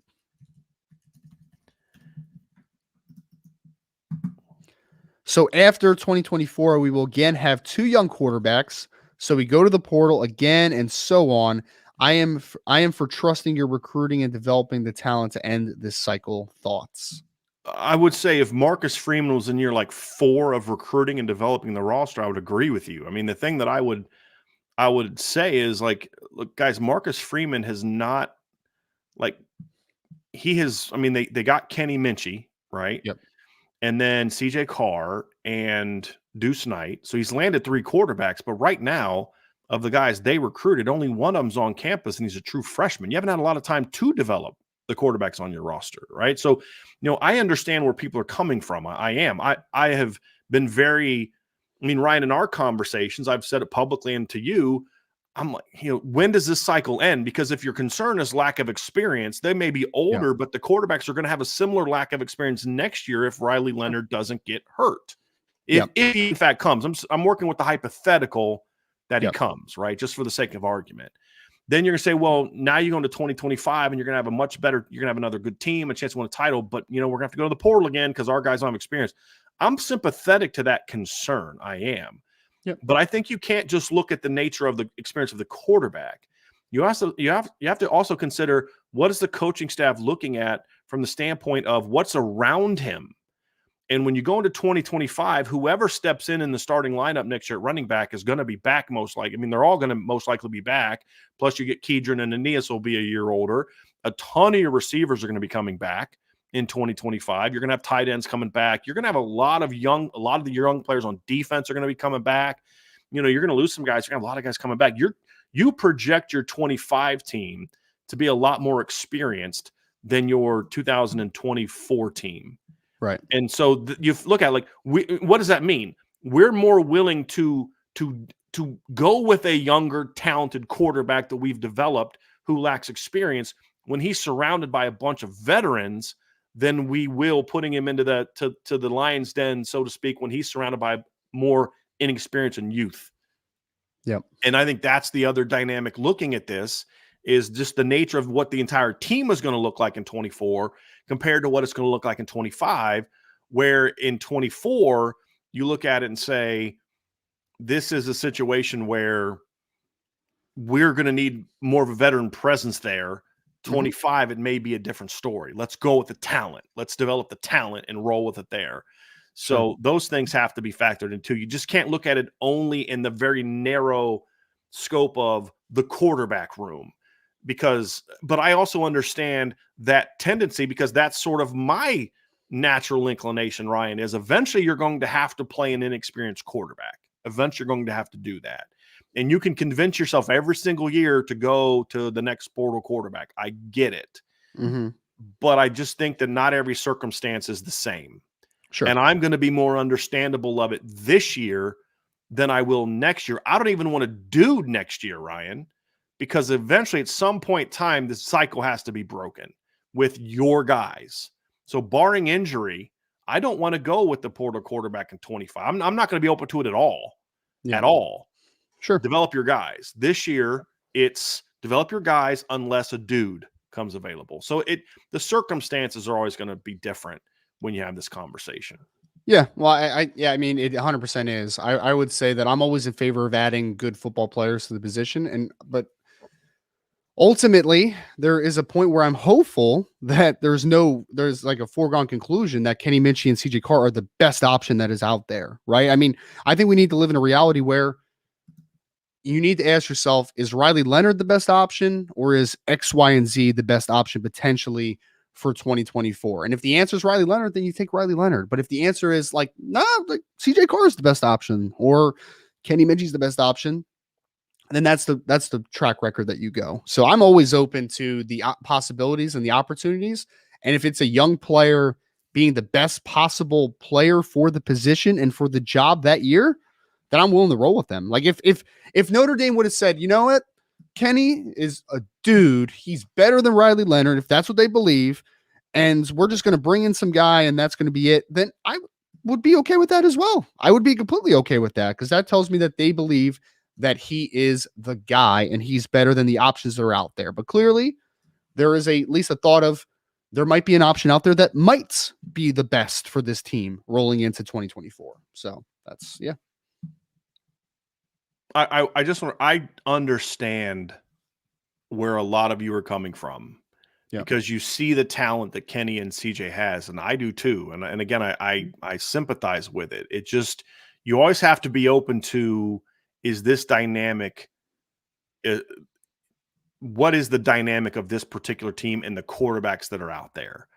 And that's why I say it's just always be at least open to that. And that's what I'm trying to be when I look at this with Riley Leonard. Now, if they would have gone out and got Cam Ward, I know you like him a lot more than I do, Ryan. I wouldn't have been thrilled about that. I'm no part of Tyler Van Dyke. I said I would have taken Hudson Card last year. Wouldn't take a Hudson Card this year. You know, it was going to have to be a dude or bust. And fact of the matter is, I think if they get him, it will be a dude. That's really what it boils down to. Definitely can be. Yep. So next question. Next question from Irish Blooded. What's up, Irish Blooded? Is there any thought to Riley Leonard wouldn't want to go to Texas A&M with Mike Elko, or why Elko wouldn't try to take him with? I mean, Irish Blooded, I mean, just the two teams that I've heard associated with Riley Leonard yesterday, and I think Pete Thamel might have reported it. I think someone with, you know, a lot of you know, following and a guy that does a good job. But I think that the only two teams that I have heard is Notre Dame and Auburn. That's the only two. I haven't heard Texas A&M's name associated at all. I will say this: I don't know what Mike Elko's thoughts are of the quarterback room in Texas A&M right now. I do know that at least over the last year or so, Texas A&M as a staff has been very high on Connor Wigman that they already have in the room. So maybe that's their guy moving forward. That's speculation on my part. I don't have a source on that, obviously, but I have not heard Texas A&M's name associated with him at all at this point. So we'll see if that changes, but haven't heard it. The other thing too about Auburn is there's a unique draw to Auburn. I mean, my understanding, Riley Leonard went to Duke for a reason. He's looking at Notre Dame for a reason. There's some academic inclinations there. What's different about Auburn? It's not an academic thing. It's home. Yeah, he's from Alabama. He's from Alabama. Yep. He's from the state of Alabama. So there's going to be, I think that's why you're primarily seeing those two teams in the mix, because there's some other things too with his relationships with some players on the Notre Dame team and some different aspects of it, to where there's going to be that natural draw to a place like Notre Dame. But I don't know that. I think it would be misguided to assume that Mike Elko wouldn't want him, as much as Mike Elko knows that's not a direction he's going to go. Also, if you're Mike Elko, like, look, he's a one-year player. Yep. You're taking over a program that needs to kind of get built up a little bit. You've got a talented young quarterback that's now like if Kenny Minchie had stepped in this year and started, like what did Wegman start? Like 6 or 7 games in his career, I believe, Ryan. Like he started Something a like couple that, yeah. last year, Yep. right? I'm trying to see when he got hurt this year. So he played 4 games this year before he got hurt, and he played in 5 games last year. The kid threw last year. He threw for 896 yards as a freshman, 979 yards this year. He's got 17 career touchdowns, right? 16 career touchdowns. Yep. If Kenny Minchie had that kind of production, I don't know that you're going to the portal for a quarterback. Sure. Because you would have an idea of, hey, this kid has shown us what he can do on that stage. Connor Wegman played against Ole Miss last year, played against Auburn last year, played in a win over LSU last season, a big win over LSU, went on the road and played Miami and those type of things. So it's a little bit of a different situation. You're trying to build a program, and where Notre Dame is in a position where they're trying to win a championship. That's not where Texas A&M is going to be in year 1 of the Mike Elko tenure. So it's a little bit of a different situation. Yep. I agree. Yeah. I agree. Yeah. It's just, and also I don't know if this is how much this is going into the conversation, but Texas A&M has 2 2024 quarterbacks that are coming in as well. So maybe they're just happy with their numbers. I don't know. They have the Miles O'Neill kid that's playing here at the Hun School in Princeton, and they have another kid that's committed in the class on top of Wigman coming back as well. So maybe they're just happy with the room. I mean, it's quite possibly that's all it comes down to. Could be. Let's go to the next one here. IL Irish 82. Thank you for the question. Are the injuries in the wide receiver room this year attributed to what was going on with Chancey Stuckey, training staff, or just a freak thing? I mean, I don't think it's a freak thing, Ryan. Yeah. Now, not all the injuries can be attributed to the same thing. The thing that concerned me this year and a little bit last year is how many hamstring injuries. It was like the same thing. And when I look at soft hit quads, hamstrings, groins, calves, stuff like that, when that's happening a lot, you can look at a combination of what are you doing in your preparation with your players? Are you overworking them? Are you underworking them? There's a lot of different things that you can look at. Is it a strength program thing? Is it a position coach thing? I think it's a little bit of both. Now, if it's like this kid sprained his ankle, that kid tore his ACL on a non-contact drill, this guy had a shoulder, that's just a little fluky. When you have a bunch of shoulder injuries on a team, and this is hypothetical because we haven't had that with Notre Dame. If I go through a year and I've got like 15 shoulder injuries, that's a problem that we need to look at. Sure. If I go through a season, we have like 8-9 kids tear their ACLs, is our playing surface a problem? Is our practice surface a problem? And you've got to look into those things. So whenever there's like a consistency of types of injuries, if you have that's part of the reason that people have questioned Under Armour cleats, because there's a lot of Achilles and ACLs, and people say, this has something to do with the cleats. I don't know that it does. I don't have that kind of scientific understanding of it. And I haven't read the things, but people who understand that stuff have said there might be something to this. I don't know. But whenever you have a high volume of a specific injury, especially when it's at one position, you have to look at your position coach and your strength coach to figure out what are we doing. Because if a good strength coach is your receivers aren't doing the same things that your offensive linemen are doing. You're just like your corners aren't doing the same thing your linebackers are doing. And even to a degree, your slot receivers not doing the same things that your outside receivers are doing. So I think part of the issue with Jaden Greathouse was they moved him from the slot where he's running seams and crossers and stuff, and then you put him to the boundary and he's running post. That can lead to some of those things because his body is not trained to run like that much. I mean, I'm just kind of throwing an example out there that you have to kind of look at and say, hey, this is an issue with the position coach. Mm-hmm. And that's basically how it goes. Yep. So, yeah. Yeah, I definitely don't think I don't think you can say something's a freak when there's just like a consistent issue in something, right? So, whether that is a methods of practice and drills that you're running, or it is a training staff day to day and all that type of stuff, there's got to be something that's associated there, right? They can't just be those 7 hamstring injuries are all freak. Like, no, there's something to that. Right. It's not 1 or 2, and it's not a coincidence. Right. Right. We got Irish Cubby who says, do you think this issue that got out of hand in the wide receiver room will make Freeman take back some control with the assistants? I know in the past you have said he gives them a lot of leeway. I don't know if it will. I think it should. I've said this before. I'm a believer that when it comes to new assistants or when you're new head coach, it's kind of like with young kids. Like you set the standard here, you make the rules now, and when they show that they have the ability to handle it, and maybe they're ready for more, responsibility. I used this example some the other night. When your kid turns 16 and okay, you got 9 o'clock curfew. And then they prove themselves responsible. Okay, I'll let you have 10 o'clock curfew. And then you kind of keep till they say, you know what? Like my son's pretty responsible. He doesn't need it. It's a funny story. I didn't have a curfew in high school. And when I came from college, and my sister did. And she got mad at my parents one time. Well, and she's like, well, he never needed one. You know what I mean? Yeah. Like we always knew where he was. He was responsible. You needed one, and so you set the standard, you make it tighter, and then when they can handle certain things, then you give them more and more and more freedom to do certain things. I think you need to be that way.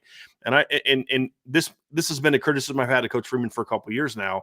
And I think what it comes down to is he is treating his assistants the way that he wanted to be treated as an assistant coach. But It's like, but not everybody's you. Not everybody has the same standard that you have, the same ability, the talent that you had, the same vision of how to treat players that you had. So you need to make sure that you have a little bit more involvement saying, hey, this is how it's going to be. And then you've got to earn the right to have complete control of that room, in my opinion. Sure. And that's kind of that, and you're going to give Mike Mickens more freedom and Jared Parker more freedom than you're going to give Chancey Stuckey as an example, because you've worked with Jared Parker and Mike Mickens before for years. So you know them more than maybe Joe Rudolph or Chris O'Leary or Al Golden or whoever. Just pick a coach, Dylan McCall, who you don't know. So you may look at it that way. There's always different types of things that you have to look at with each coach, and not everyone's the same. But I'm just a believer you set the standard, and then as coaches earn the ability to kind of have a little bit more freedom, you give them a little bit more freedom. That's fair. That's very fair. We had Tom Chris 2488 says, does Riley Leonard have more upside in Parker's offense than we saw out of Sam Hartman? And if so, how much upside do you see in Riley Leonard? I think he does, because I think we talked about it, Tom Chris. Like, I think that there is a dual threat element that is wanted in Jared Parker's offense, because I think that he also wants to run a lot of RPO stuff. And the RPO is obviously even more of a threat if you have a quarterback that can also add some impact on his legs right off of the read. So I think that he provides a little bit higher upside as an all-around player, because I think he's a run throw threat that can do a little bit of everything. So I do think that he offers a little bit more upside than Sam Hartman potentially. I would say that he offers a lot more potential than Sam Hartman, just because he's more physically gifted, as you mentioned, Ryan. But I also think this allows the Notre Dame offense to be more of what it wants to be. And again, I'm not faulting Sam Hartman for that, because Sam Hartman came to Notre Dame with the anticipation he was going to run a specific type of offense that I think he would have thrived under a little bit better with Tommy Rees, just because of what Tommy Rees, Tommy Rees did a nice job of eventually kind of building around Jalen Milroe and using his talents and stuff, but that's not the offense Tommy Rees wants to run. It's not. He wants to have a guy that can drop back and make reads and get the ball where he needs to go to. That's ultimately what he wants to be. Yeah. And that's why he recruited CJ Carr. That's why he recruited Dante Moore. That's why he recruited Kenny Minchie. That's the kind of quarterback CJ Carr, that Tommy Rees wants, because those guys have, elite. I don't know Dante as well, but I do know Kenny and CJ. They have great football minds. That's not a knock on Dante. I just never got to know Dante like that. And I didn't know anybody that knew Dante like that. I do know people that know those kids and have been able to evaluate those parts of their games. They're supposed to have great football minds. And that's what Tommy wants. And I do think he wants a guy that's mobile. That's why he recruited Kenny and CJ also. But I think he prefers that more of a drop back and get the ball where it needs to go to type of guy. And I think Riley's a little different player. So just physical tools are better. Size is better. More natural fit for what Notre Dame ultimately wants is better. There's a reason why people were projecting him as a potential first-round draft pick. Nobody's despite all the prolific production, nobody's was projecting Sam Hartman to be a day 1 or 2 draft pick. If they were, he wouldn't have come to Notre Dame to begin with. He would have gone to the NFL. Yep. That's just right. And that's not a knock on Sam Hartman. I love what Sam. I mean, everything I've ever heard about that kid is just great kid. Just, there's just certain limitations on what he can do. I think he could have and should have been better this year. And there's a lot of reasons why it wasn't. Some are on him, some are not. But that's just the reality of it. Had our next question from Domer Grizz. What's up, Domer Grizz? How is Riley Leonard as a passer? Didn't he have like 3 touchdowns in his first 5 games? I get he brings dual threat, but can he pass well enough for the Parker offense? Well, first of all, Ryan, one frustration I have with this kind of thing is people say he only had 3 touchdowns. Last I checked, rushing touchdowns counted as much as passing touchdowns. Yeah. And he had 4 rushing touchdowns in the first. So in the first 5 games, he had 7 touchdowns, 3 passing, 4 rushing. Those count. Those count just as much as passing touchdowns. So no, he was not scoring touchdowns at the same rate this year for a lot of reasons. Number one being he didn't have a lot of receivers that were breaking off long touchdown receptions. And then when they would get into the red zone, to your point, Ryan, you've got big backs and guys that are getting into the end zone that way too. So those things are going to factor in as well. I mean, and he did throw a touchdown pass in the fourth quarter against Notre Dame. They gave them the lead. And look, you want to know what kind of player Riley Leonard can be? Go watch the last touchdown drive they had against Notre Dame. Yep. Makes a really good, slant throw in traffic on 3rd and 6 to go for 26 yards. The very next play, he takes off running for 33. They get into the red zone, and he throws a 3rd down touchdown pass to give them a lead over Notre Dame in the fourth quarter. Like, that's the kind of player he can be. Yep. And keep in mind, too, if the only game you watched them play this year was against Notre Dame, that's the best pass defense in college football. Just keep that in mind. There's a lot of quarterbacks, C.J. Stroud, Caleb Williams, Drake May, who had games that didn't look great against the Notre Dame pass defense. That's very true. The last 2 years. So they're pretty good players. Notre Dame made a lot of quarterbacks look mediocre in the last couple of years with their pass defense. They sure did. Jimmy McGill says, which young defensive interior lineman has you most excited? Anyone from 2022, 2023, 2024 class? For me, long-term, I would probably pick Armel Mukum because I honestly didn't expect him to make the transition inside this early, if at all, to be honest with y'all. And him now being over 280 pounds with the explosiveness and the length that he had on film coming out of high school, I think if he's developed well, that kid could be very, very intimidating down the road. He's the type of kid that you could line him up at nose potentially if he gains proper weight. You can line him at 3, 4, 4-eye at times. Like, he's that athletic. So as a movable chess piece, I think that Armel Mukum long-term brings a lot of upside if he's developed well. Agree. And I'll say this, the Notre Dame coaches are very high on him. Very high. Michael K. Brian, how are you getting to 85 before the portal era? Well, you recruited different, number one. You also have to remember that in the portal era, before the portal era was also pre-COVID. Yes. And so here, not like Michael, this is a fair question. Yeah. Here's the thing: when you look at the scholarship chart that I put up today, if we're talking pre-COVID, okay, Devin Ford has no option to come back. Andrew Kristofic, Zeke Correll have no option to come back. Howard Cross and Riley Mills have no option to come back. Riley Mills is going to his 5th year, but Riley played all 4 years at Notre Dame. He didn't sit out as a freshman. He never took a red shirt. He's going to play. He's like Kurt Heinrich. He's going to literally play 5 seasons on the field like Sam Hartman. So that's another one. J.D. Bertrand, Jack Kaiser, Maris Leofau, none of them have options to come back. Antonio Carter has no option to come back. Cam Hart has no option to come back.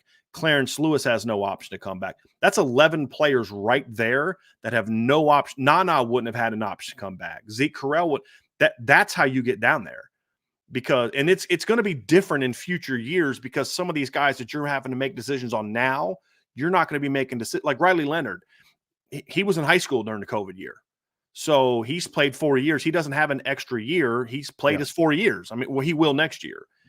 So we're getting through the final pieces of the COVID stuff where it's going to be a little bit more normal, where what's going to happen is Notre Dame's now going to they're going to have to sign like 29, 30 guys a year to deal with the portal losses in some years, because you're going to still lose some guys, but you don't have the potential 5th and 6th that you have now to replace him. So it's going to be a different animal. So that's, I mean, it's a very good question, Michael, but that's how you got to it. You got to it because you didn't have the options that you have now. That's basically what it comes down to. So yeah. You deal with it that way. It's there's so many unique things going on right now. There's this like, it's like all these things have come together, the portal, the COVID year, or the NIL, all these kind of things like hit at once. That's made roster management way different than it was 5 years ago. Yeah. And it's going to change again once we get all the COVID kids processed out of college football. It will be soon, though, thankfully. I was talking to someone the other day from the NFL draft perspective. The 2025 NFL draft is the first time we ever have to think about the COVID year again. So after that, we're good to go, man. So, yeah. All right. Next one from Seek and Destroy. Brian, does Marcus Freeman have 100% control of the program? Feel like he is being led by the administration at times? You'd have to explain to me what you mean by that, because I don't know what that means, because I don't believe he's being. I mean, look, any football coach in some degree is being led by the administration. I mean, Lou Holtz was led by the administration. He pushed back on some things. You win some battles, you lose some battles. That's always part of the give and take at a place like Notre Dame and in a lot of places. I mean, you know, if coaches had their way, they would spend more money than schools have. Somebody's got to say, hey man, you can't keep spending that much money. If you want to pay your assistant coach that much, then you need to go find some more money and then get on the phone. Hey, don't booster A, booster B, booster C, and then you got to get it done that way. So you're always going to be somewhat led by the administration. I mean, there's certain things you have no control over as a football coach. Hey, we need to raise money we need a new indoor facility. Okay, well, how you plan on paying for that, coach? You know what I mean? Like, those are all things that have to be handled by somebody else.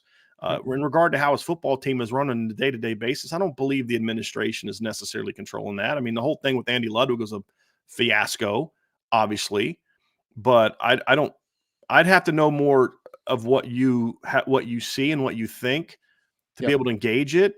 I just personally don't see that. I don't think the administration is always as supportive of the football program as they need to.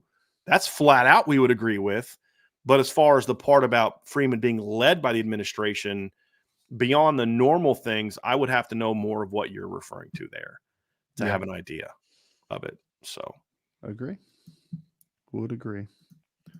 We had Corey Flynn says Riley Leonard is an upperclassman. People always say we can only take grad transfers and young dudes due to credits, not transferring on upperclassmen. How is Riley's transfer workable, but others are not? Ryan, we're trying to figure this out, but I would think that he's going to be a December graduate, would be my understanding.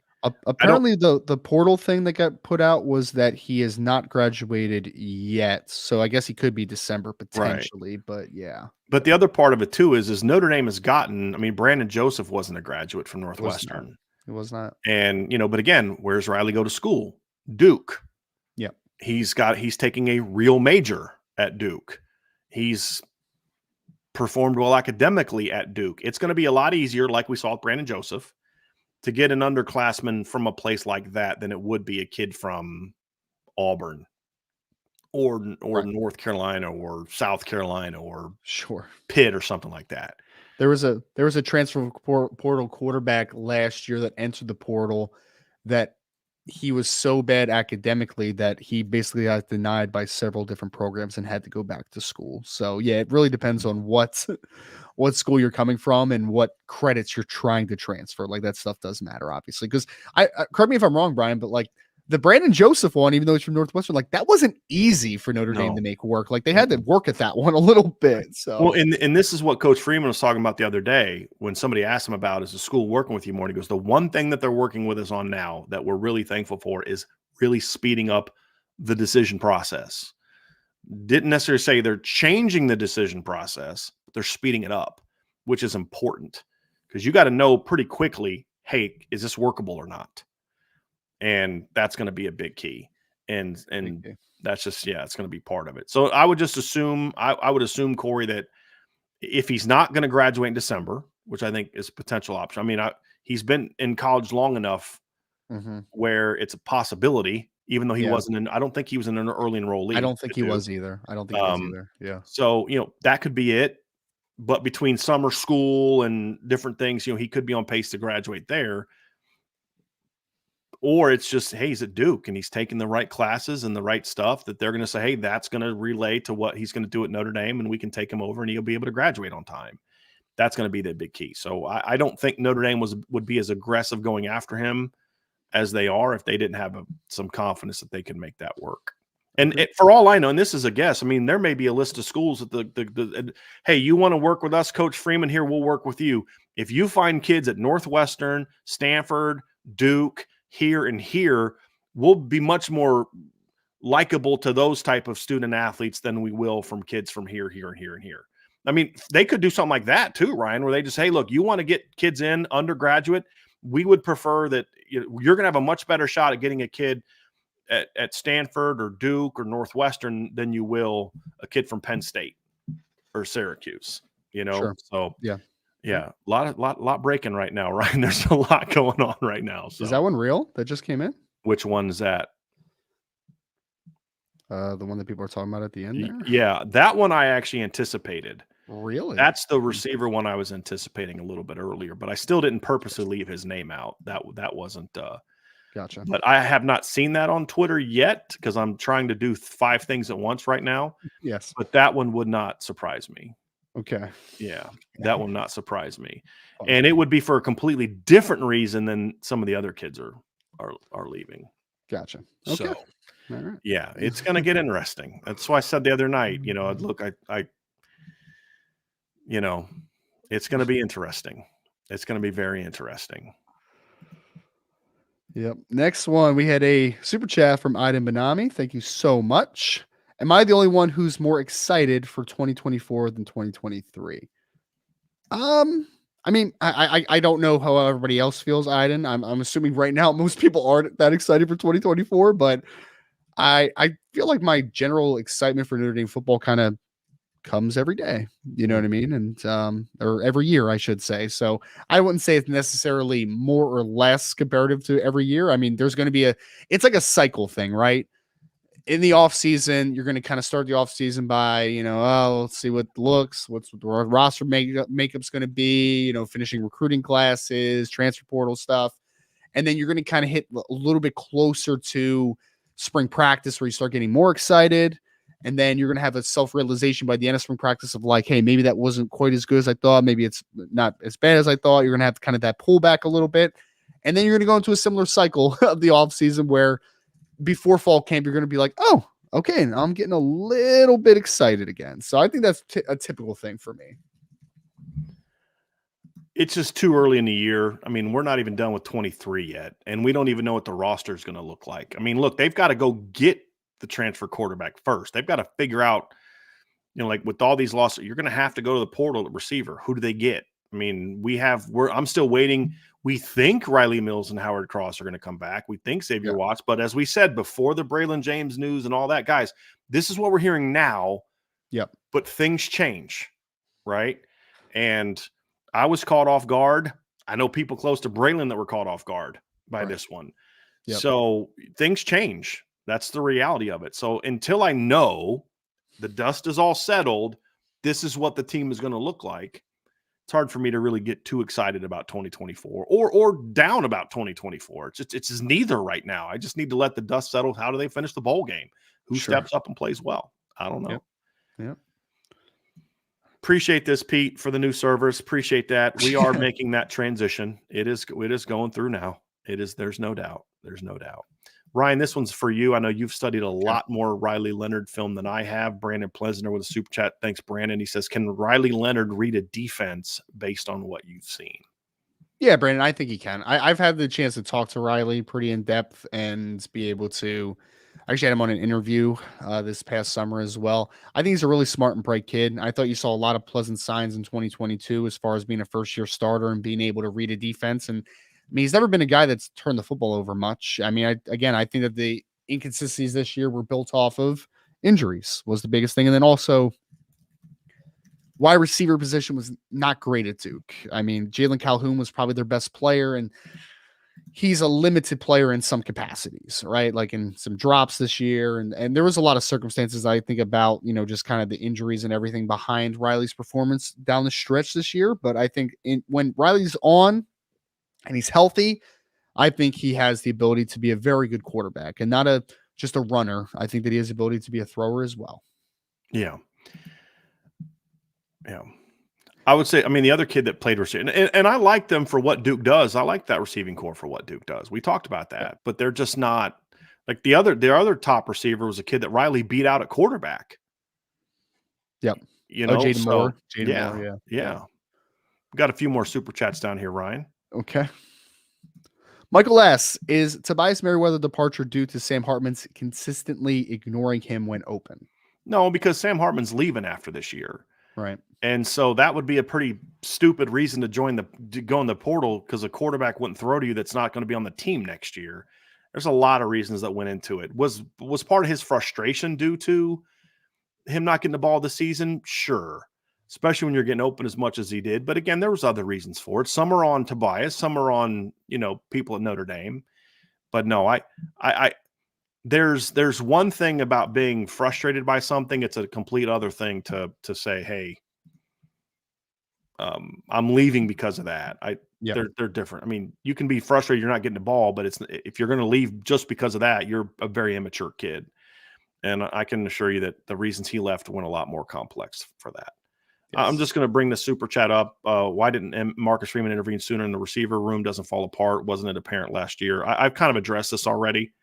A lot of things did happen, and a lot of things were dealt with during the season. And, it's just sometimes you can cross a line that cross a point where there's just no coming back from, in my opinion.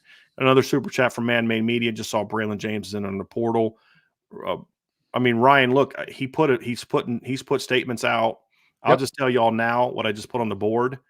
So we talked to someone. I'm just saying, I talked to his dad, and his dad told me the other night, Braylon's staying. Talked to his dad. Sean Davis talked to his dad. I literally was on the phone with his dad 5 minutes before the show started.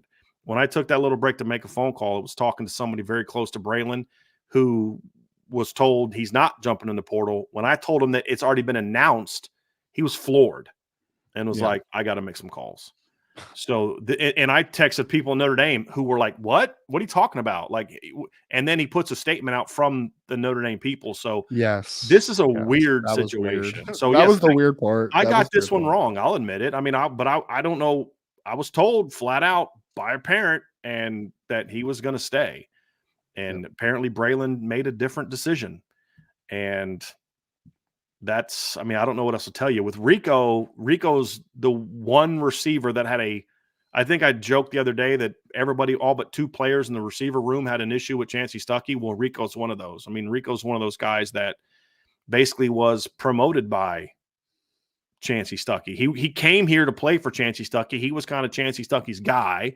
He was allowed to get away with things and mistakes that others weren't. That's not a shot at Rico. That's a shot at the coach. Rico's, what is he going to do? No, coach, don't put me in there. I had a bad practice this week. No, of course not. He's not going to do that. He's going to go out there and play his butt off and do the best job he can. Rico gave you everything he had this year. My comment's not towards Rico. It's just more of there was a clear double standard in the room between certain players. And Rico came to Notre Dame. He wanted to play with Chancey Stuckey. And when Stuckey left and, Rico, there's other things going on that I'll kind of get into about what position he wanted to play and what position they want him to play that, he didn't like. And so he's going to leave, it looks like. So I have not seen it official with Rico yet. I've been able to be on Twitter to see it. Yeah. But I anticipate I didn't see it posted by him personally. Yeah. Yeah. But if he leaves, those would be the factors behind that one. So it's been an interesting show. I told you there's going to be some people that are going to jump in before we're done, and there could be a couple others today that I anticipate as well. Well, there's yep. What? Nothing. What's being reported now? Oh no, nothing's being reported. Okay. No, you're good. Okay, here we go. All right, we had another super chat from Robert McReynolds. Other than experience, what does Riley Leonard bring to the table that Kenny Minchie doesn't? Again, other than experience, does he have more talent, more athleticism? He has more athleticism, yeah. Just from a general sense. Kenny is a really smooth athlete, right? Like he can navigate the pocket, he can move, he can run when he needs to as well, right? But Riley Leonard is a different type of athlete. Like you run quarterback run game, move the pocket for him, just a little bit of a different, just overall talent from a athleticism perspective. I mean, so that's like the main difference that I would say is between the two. I think the playing style is a little different too. Yep. So, oh yeah, it's way different. Yeah. I mean, that's another part of it too. But look here, like you said, I think you said it, Ryan. The biggest thing he brings to the table is a lot of experience. Yeah. I mean, that's the biggest thing that he brings to the table is a lot of experience. So you have to factor that in. Mm-hmm. All right. Last few, Ryan, and then we'll get out of here and get caught up on all this craziness. Okay. ND Milton fan, what's up, Nathan? If Notre Dame gets Riley Leonard, is there a true quarterback competition? Well, I mean, look, yes, there's going to be a quarterback competition, but what I think it's going to be just like last year with Sam Hartman. Could Tyler Buchner have beat out Sam Hartman? Yes, he was going to be given an opportunity. We never said it wasn't, but we were also honest enough with you all to say it has to be like a no-brainer. He has to be significantly better than the proven guy to be that. I mean, if Kenny Minchie comes out in the spring, or Steve Angeli, or CJ Carr, and just clearly outplays Riley Leonard every day, then yes, the coaches are not going to be like, well, we promised Riley this. They're going to know if this kid gives us a better chance to win, then we're going to play that kid. Yep. And so, yes, there will be a competition, but not all competitions are built the same, guys. Like there's some competitions that are like, we have 3 unproven players. And let's say Notre Dame doesn't go to the portal for 2025, Ryan. Yep. There will be a quarterback competition. It'll be a whole lot different than this one because it'll be more of a true, there's 3 guys. Let's see who can be that guy, and then Deuce maybe show up or something like that. Those are all going to be issues that you have to, you look at. They're different. Every quarterback, every position battle is different. It could somebody have come in and beat Joe Alt out? In theory, yes. Right. But it's just not going to happen. Right. Yeah. I mean, could Christian Gray have beat out Benjamin Morrison? In theory, yes, but it wasn't going to happen. Yep. Could Kenny Minchie or Steve Angeli beat out, Riley Leonard if he's the guy? And right now, who knows what's going on right now? Sure. But it's not going to be they're all starting on an equal plane. That's just not reality. And they can say all they want. It's going to be an open competition. And I mean, that's fine. Do I think Riley Leonard's being promised a starting job? I doubt it. At least not. I mean, he's got to go earn it because you don't help him. One of the things that helped Notre Dame players bond with Sam Hartman is because they genuinely felt like he had to go prove himself in the spring. He had to battle Tyler. Yeah. And everybody thought he was going to be the guy, but they watched him compete and watched him battle and perform. And that won the locker room over. Because say whatever you want about Sam Hartman and how he performed and was he as good as you expected or any of that kind of stuff. The one thing Sam Hartman flat out did this year, Ryan, was win over the locker room. That's incredibly important. That's going to be a huge challenge for whoever the starting quarterback is next year, especially if it's a transfer. Sure. And you have to do things as a coach to make sure you're giving him the opportunities to actually do that. Right. That's going to be the key. Yeah. Yeah. I think you said it perfectly. It's like there's always going to be the competition on it, right? The label, but you understand what is actually competition and what isn't a competition. So I think all those situations are very different. It was like, there's some situations where like if Notre Dame brought in Drake May this past offseason, right? Where it's like Drake May and then, Tyler Buchner. You can call it a competition all you want. You knew who was going to win the job from the jump. Right. Like it's right. Yeah. So right. Yeah. And so and that's what we said last spring, Ryan, when other people reporting that there's a legitimate quarterback battle. We're like, well, I mean, guys, Sam Hartman's going to be the starter. I mean, has Buchner outplayed him in some practices? Sure.